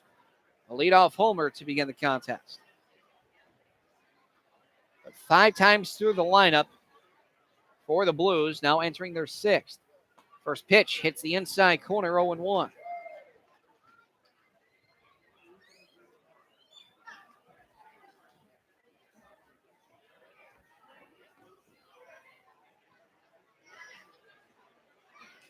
The 0-1 bounces in a 55-footer. Count 1-1. It looks like Kalumovic slipped while he was delivering that one. So ultimately not a terrible result that Malcolm's able to block it and hold the runner on first.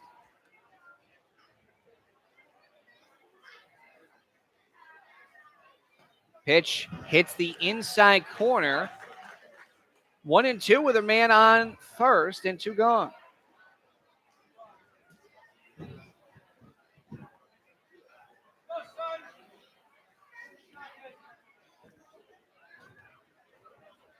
From the stretch, Kalumovic, the 1-2. Swung on foul back.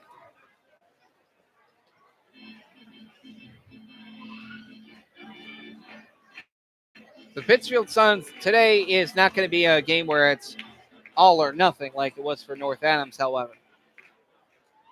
No matter what, they're going to be in the playoffs, whether it's as high as 2 or as low as 6. 1-2 misses low in the dirt. 2-2. 2 gone. Runner on first.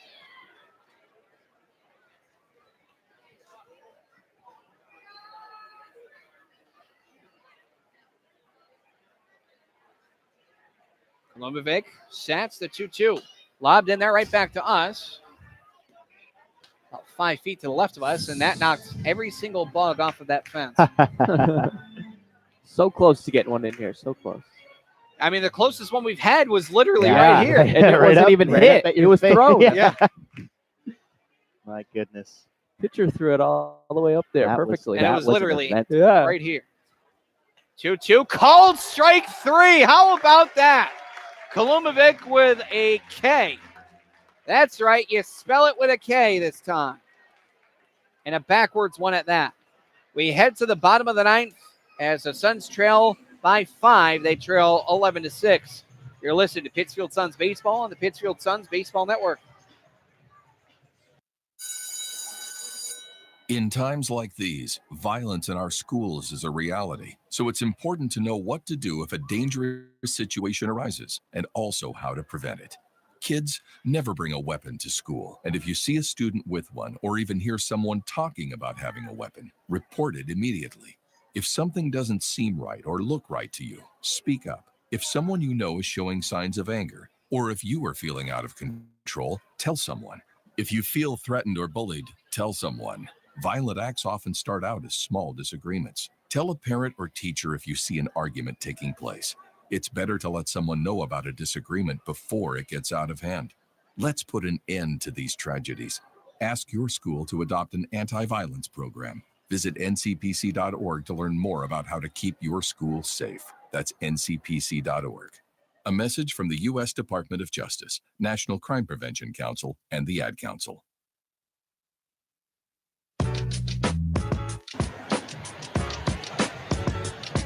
Bottom of the ninth, and it will be the DH spot, the very same DH spot that led off the bottom of the eighth. That's right, the Suns have batted around back in the eighth. They got 3 runs off 2 hits in error, but they left the bases loaded. And for the first time tonight, it will be the second baseman, number 8, Troy Strack, who came in to replace Mackenzie Gay after he scored from second on a stolen base in error.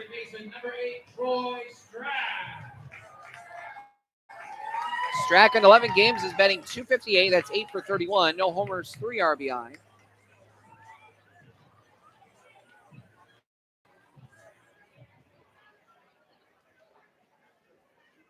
Here's the first pitch from Tommy Hughes. Foul back. And let's see. Will not hit a car, thankfully. We don't like insurance policies over here, at least ones that need to be claimed. Even though that's not our field. 0-1 to Troy Strack as Hughes fires. Curveball that misses well outside. Ball and strike.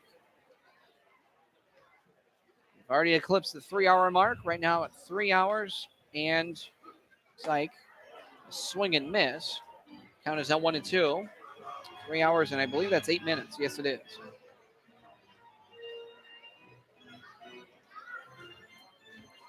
A ball, 2 strikes here for Hughes. Tommy, that is. As the 1-2. Misses outside.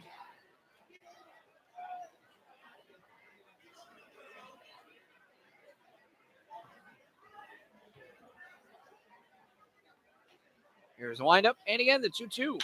Swung on, driven deep to center, but White will get underneath that. No, he lost the ball, or at least he did for a second. He'll collect the out.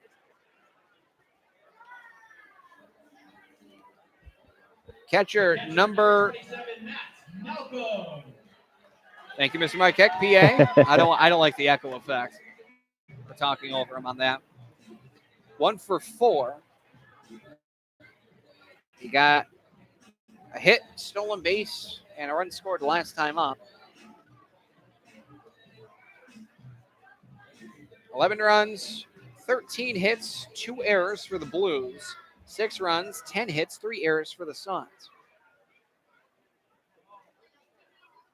Windup from Tommy Hughes, and the first pitch that misses low, 1-0.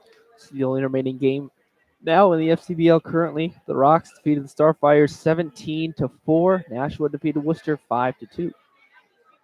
And the pitch broke his bat. This one shading into right center field. Second baseman going to chase the Bermuda Triangle. It hits in between all 3 fielders. And he's still holding his once bat. again, he does it again. All right, that one shattered off the contact, and Malcolm broke it in half as he headed down the first base line. But he reaches yet again. It's not as licking your bat, though. I will say that. Is that a thing? Yeah. Yasiel Puig? Oh, yeah, you're right. Dan Baruch on the day is 1 for 3. In the 7th and 8th, he scored 2 runs after he singled and walked respectively. Also stole a bat.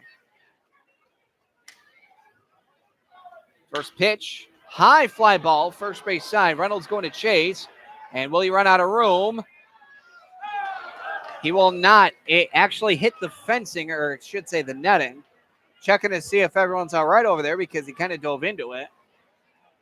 Flashing a smile on that. There will be no error on that because, well, it was up against the wall and he's jumping up to make the play. Absolutely not.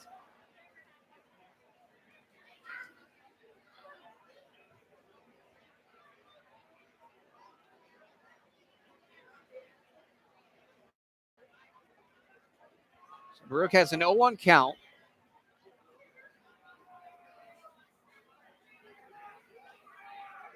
Pitch way outside on the curve. It had a lot of bite, but a lot of late motion to it as well, in terms of the late throwing motion from Hughes. Ball to strike, a man gone, a man on.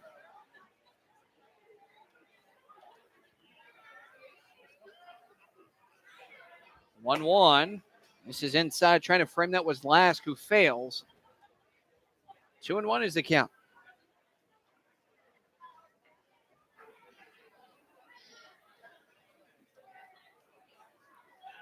Hughes shakes off the sign.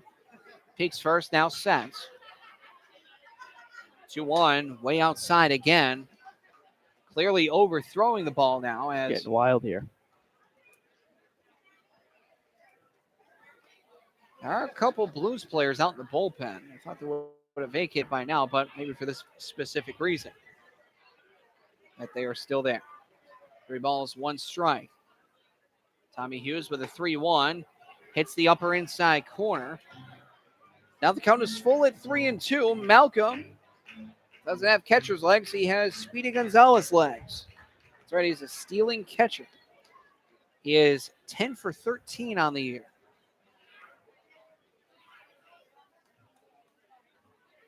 Pitch misses inside, however, and that's going to walk Baruch for the second time in a row.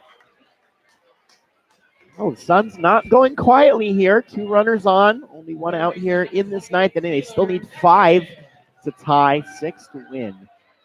So not an easy task with only 2 outs remaining. And I should say, it's very good for Baruch that he didn't strike out other than that one time in the 4th. Yesterday, he broke a bat over his thigh. Ooh. Maybe better for his bat that he didn't strike out. I'd say that for his budget, it was better. Yeah, oh, yeah, fair enough.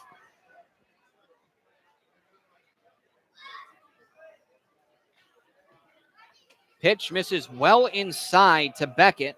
1-0. Beckett 0 for 4, 3 strikeouts. If there's a guy that's due for a hit, it is this one in the lineup right here for the Suns, Beckett. Steve mentioned earlier in the broadcast how he's capable of hitting home runs. And it'd be nice to hit one here. Gets away from the catcher yet again. To no fault of his own for Lask, really. Wild pitch after wild pitch after wild pitch after wild pitch. Yeah, he has. There's so many. He has had his work cut out for him, and then some has Jordan Lask. And really, he's made a couple of pretty nice stops today, all things considered. That is the 5th collective wild pitch. And they've only occurred the past 2 innings. The 8th and 9th innings, there's been 5 wild pitches. Runners on 2nd and 3rd.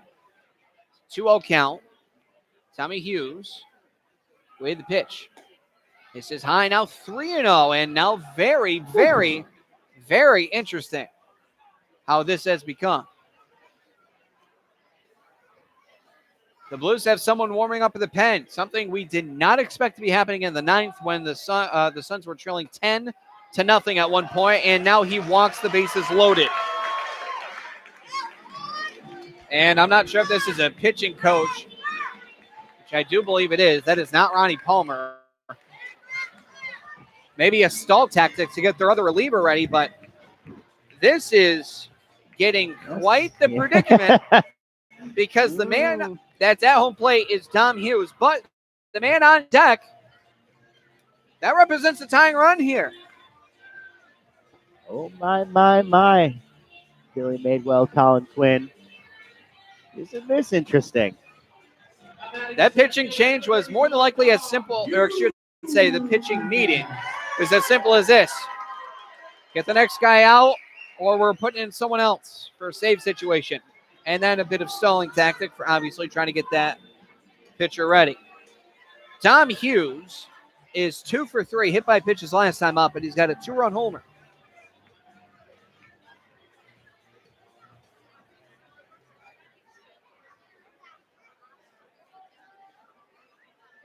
First pitch from Hughes. Chopper headed towards first, but foul.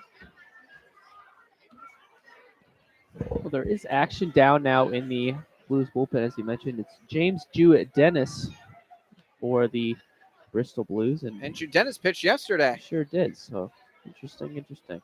Won an inning, had a hit, had a save. No strikeouts, though. Makes all the sense in the world, honestly, because they have an off day tomorrow, which would be a rest day for Dennis, if need be.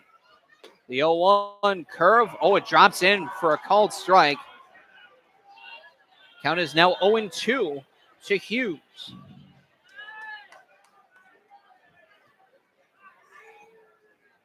Hughes from the stretch. Here's the 0-2. Curve, called strike 3. Great pitches there from Tommy Hughes, and apparently that meeting on the mound, well, it worked. Now the Suns are down to their final out, and they're on deck, man. The leadoff hitter, Jack Cooney, represents the tying run with the bases loaded and 2 gone in the bottom of the ninth. Stranger things have happened, certainly. Nate Cormier is 1 for 4, technically 2 strikeouts and a stolen base. First pitch misses inside. Count is 1-0. Well, Nate Cormier's had his spurts here this season where he has done some damage with the bat, so use a little something here for the Suns. Swung on up the hole between third and short for a base hit. 1 run will come in. They're going to round 2 runners, and that is a 2 RBI single by Nate Cormier. And don't look now, but the tying run is coming to the plate. It's 11-8, and they are going to get Tommy Hughes out of there quicker than you can say, Tommy Hughes. James Dennis going to come out for a save opportunity as here comes Jack Cooney. Suns down to their final out, and a big knock there for Nate Cormier. We'll be right back with more Pittsfield Suns baseball as this one's turned into quite the pressure cooker indeed. 11-8, but look out. Suns have the tying runner at home plate. Hi, we're talking to real smokers about quitting. Tell me when you smoke and why you smoke. Eat, cigarette, kids, cigarette, dinner, another cigarette. One on my way to lunch, one after lunch. And another cigarette, and another cigarette. Have you tried to quit? Yes. I become angry. It ain't that easy. You can't just quit cold turkey. I tried. What would you do different? Actually having a plan and thinking it through. You have to relearn how to live your life without a cigarette in your hand. With the right plan, you can quit smoking. Free at becomeanx.org. X, a new way to think about quitting. Brought to you by X and the Ad Council. Check it out. It's the Terminator. Hey, when'd you get back, huh? Did you have to shoot anyone? Why are you so distant? Are you not happy to see me? So what's the deal? You gonna get a job now or what? Why are you being so jumpy? Put all that stuff behind you, okay? No one knows what it's like to come back from Iraq or Afghanistan unless they were there. Join other veterans at communityofveterans.org because we know where you're coming from. Brought to you by Iraq and Afghanistan Veterans of America and the Ad Council. Pitching, and what we were not expecting today, a save situation. James Dennis will be pitching for the visiting Bristol Blues. Dennis pitched yesterday, and smart time for him to be pitching as well. He's a starter. He pitched yesterday in relief, however. 9 starts, 10 appearances. He's 1-3 with a save, which, of course, came yesterday. He's got a 5.36 ERA, 45 in the third innings pitched. He's given up, oh boy, he's given up 61 hits, 35 runs, 27 of them earned, 14 walks to 33 strikeouts, 61 hits as a pitcher. Now that's something that piques my interest. Well, I bet the Bristol Blues didn't think that this was coming at all here. Up big in this one. Brought out pitchers that have struggled for much of the season. And they continue to struggle here tonight. And Dennis is in the league lead of hits given up at 61. The next closest, Jack Fox and Chase Jeter with 57. Well, the Suns could use a couple of those here. I said it earlier, closer but not close. I think it's close now. Pretty close, I would I say. would say it's close. Tying run at the plate. Here we go. And a tying run in a man that has reached base in 4 of his 5 at-bats today. 2 by virtue of a base hit, 2 by virtue of a 4th ball. Jack Cooney, a guy that has 0 home runs on the season. What a better way to pick up number 1. Colin Quinn. First pitch, it's in there, called strike 0-1. tying runners at home plate 11-8. The Blues lead it. They had a 10-run lead that is now diminished all the way down to 3.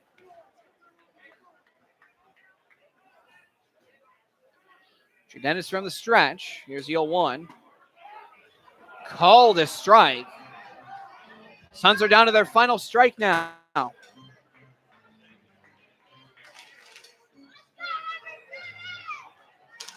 Cooney has an 0-2 count against Dennis, who fires. Misses outside, 1-2. Dennis, again, he did pitch yesterday, and he did qualify for the save there in a late game with the Suns where they, against the Blues, again, had a late comeback. Dennis with the 1-2. Called strike 3 on a bender that was outside. We've seen it all before here today, but that will end the ball game. A called strike 3 as the pitch was outside will end it, and the final score of this contest is 11-8. We'll be right back with the Pittsfield Suns postgame show on the Pittsfield Suns Baseball Network. At the American Lung Association, we're fighting for a day when we can all breathe easier. We're fighting for clear skies over every city and healthy lungs throughout the country. We're fighting to free millions of Americans from the addictive grip of tobacco and the devastating effects of lung disease. The American Lung Association isn't just fighting for air, we're fighting for all the things that make it worth breathing, and we can use your help. See what you can do at fightingforair.org. Exercise is hard. So is maintaining a healthy diet. Of course, neither is half as hard as dying. Sadly, type 2 diabetes, heart disease, and stroke kill nearly 1 million people a year. Even sadder, most of these deaths are preventable with a few lifestyle changes, including regular activity, healthier eating, and not smoking. Talk to your doctor about your risk for type 2 diabetes and heart disease. And if your doctor recommends lifestyle changes or medication, listen. The reason so many die is because not enough are willing to change. You can stop it, starting right now. It's your life. Listen to your doctor. Eat better. Get moving. Visit checkupamerica.org or call 1-800-DIABETES. A message from the American Diabetes Association.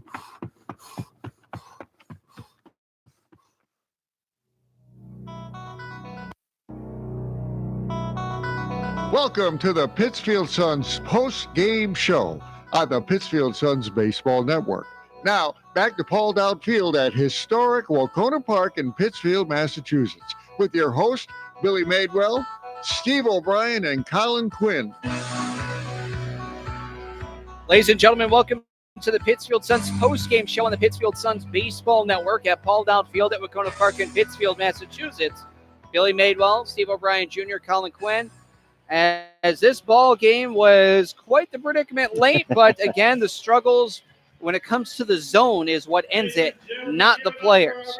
As the final score, 11-8. The Blues, they led it 10-0 at one point, and they nearly let it get away for the second straight night.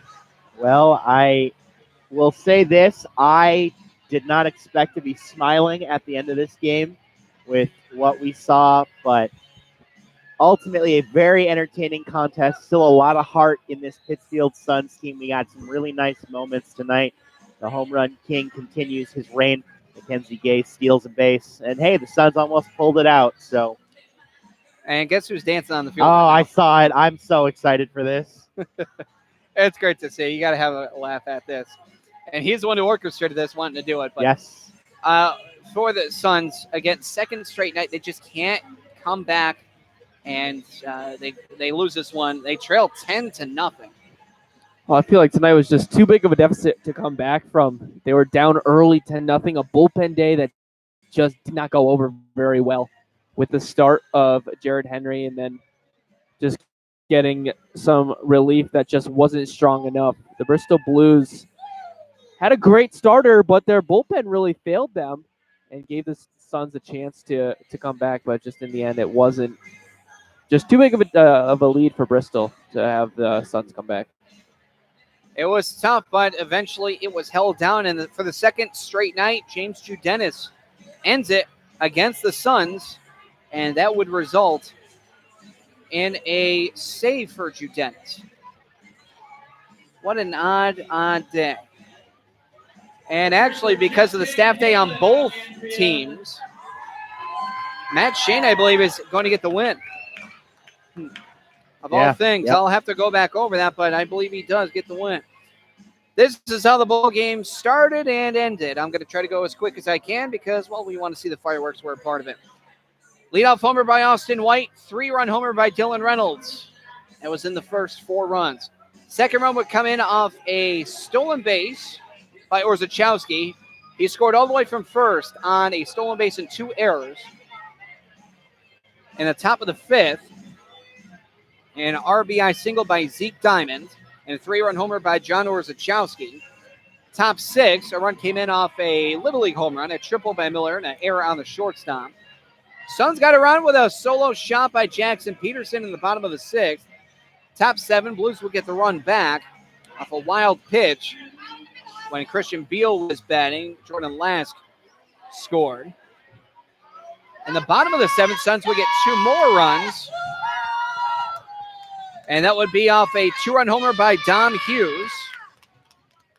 Bottom 8, 3 runs would come in. Mackenzie Gay scoring from second on a stolen base and then error. A wild pitch scored Matt Malcolm. A wild pitch scored Dan Baruch. And in the bottom of the 9th, was a 2 RBI single by Nate Cormier. Just could not muster up that much of a comeback. Down 10 to down 3 to end it. They lose by a score of 11-8. For the Pittsfield Suns player of the game, that goes to Dom Hughes. He did a fantastic job. 2-run homer, went 2 for 4. Had a fantastic night for the Pittsfield Suns, really. Oh, looks like Jeff is done with his performance, so we'll give him a quick round of applause. The Pittsfield Suns pitcher of the game. Really looking at Henry Leak. His line stands out more than any. But we're going to give it to Dante Moran. 2 2/3, 10 batters faced. He only gave up 3 hits. Dante Moran will be receiving pitcher of the game. Pittsfield Suns offense in the last 4 innings for making it interesting for us to call. It's just fun all around. It really started with a Jackson Peterson home run. Felt a little bit of life come to the team, but in the end, just too big of a deficit. The Suns really got to get their act together and win these next 2 games if they want to have a decent shot at having a home playoff game for their first playoff game. Comes tomorrow against Brockton, a team that's looking to get in the top 2 of the FCBL standings, and then on Sunday against Westfield, who's just looking to hopefully play spoiler for the Pittsfield Suns and knock them to as low as they can possibly get them. I think for me, this Suns team, we're beginning to really see the cracks start to appear in terms of people departing the team and having to integrate new guys into the lineup and into the bullpen. This team has a lot of heart, but they have an uphill battle ahead of them if they want to make noise in the playoffs. This just doesn't quite feel like the same team that was on top of the standings mid-July. For the Pittsfield Suns, they lose this one by a final score of 11-8. This ballgame started at 6:36, ended at 9:58 for a game time total of 3 hours and 21 minutes. The win at this point in juncture will go to Matt Shane. That will be reviewed. The loss goes to Jared Henry, that is, who's 0 for 3 now. And Judenis will get his second save on the season. In back-to-back games will get a save. The next time the Pittsfield Suns play, it's tomorrow at Brockton. A big game for the Suns, who desperately need it, but they've only beaten Brockton twice this year off a home run derby win and 1 conventional win. The next time that you'll hear from us, it will be the season finale, not the last broadcast, however. The season finale as the Pittsfield Suns host the Westfield Starfires for a game time at 5 o'clock and for a pregame set at 4:45. Again, the Pittsfield Suns, as tough as this one was, they cannot get it going late. The comeback just not there in its entirety. 10-run deficit, 10-0. They then try to come back. They just can't get it going, and they lose this one by a final score of 11-8. But the Pittsfield Suns can turn a new leaf, turn a new page as they continue the playoff push headed for tomorrow. So, ladies and gentlemen, that is going to do it for us. Alongside Steve O'Brien Jr. and Colin Quinn for players, coaches, umpires, and fans, this is Billy Manuel signing off, saying thank you for tuning in to Pittsfield Suns Baseball on the Pittsfield Suns Baseball Network. Have yourself a wonderful evening. Enjoy the fireworks if you're here, and we'll talk to you all on Sunday on Fan Appreciation Night. Thank you for listening to Pittsfield Suns Baseball on the Pittsfield Suns Baseball Network. Please join us next time for more exciting baseball action from Paul Dowd Field at historic Wacona Park. This play-by-play broadcast of Pittsfield Suns Baseball was a production of the Pittsfield Suns. Any reproduction, retransmission, or other use of the accounts and descriptions of this game without the expressed written consent of the Pittsfield Suns is strictly prohibited.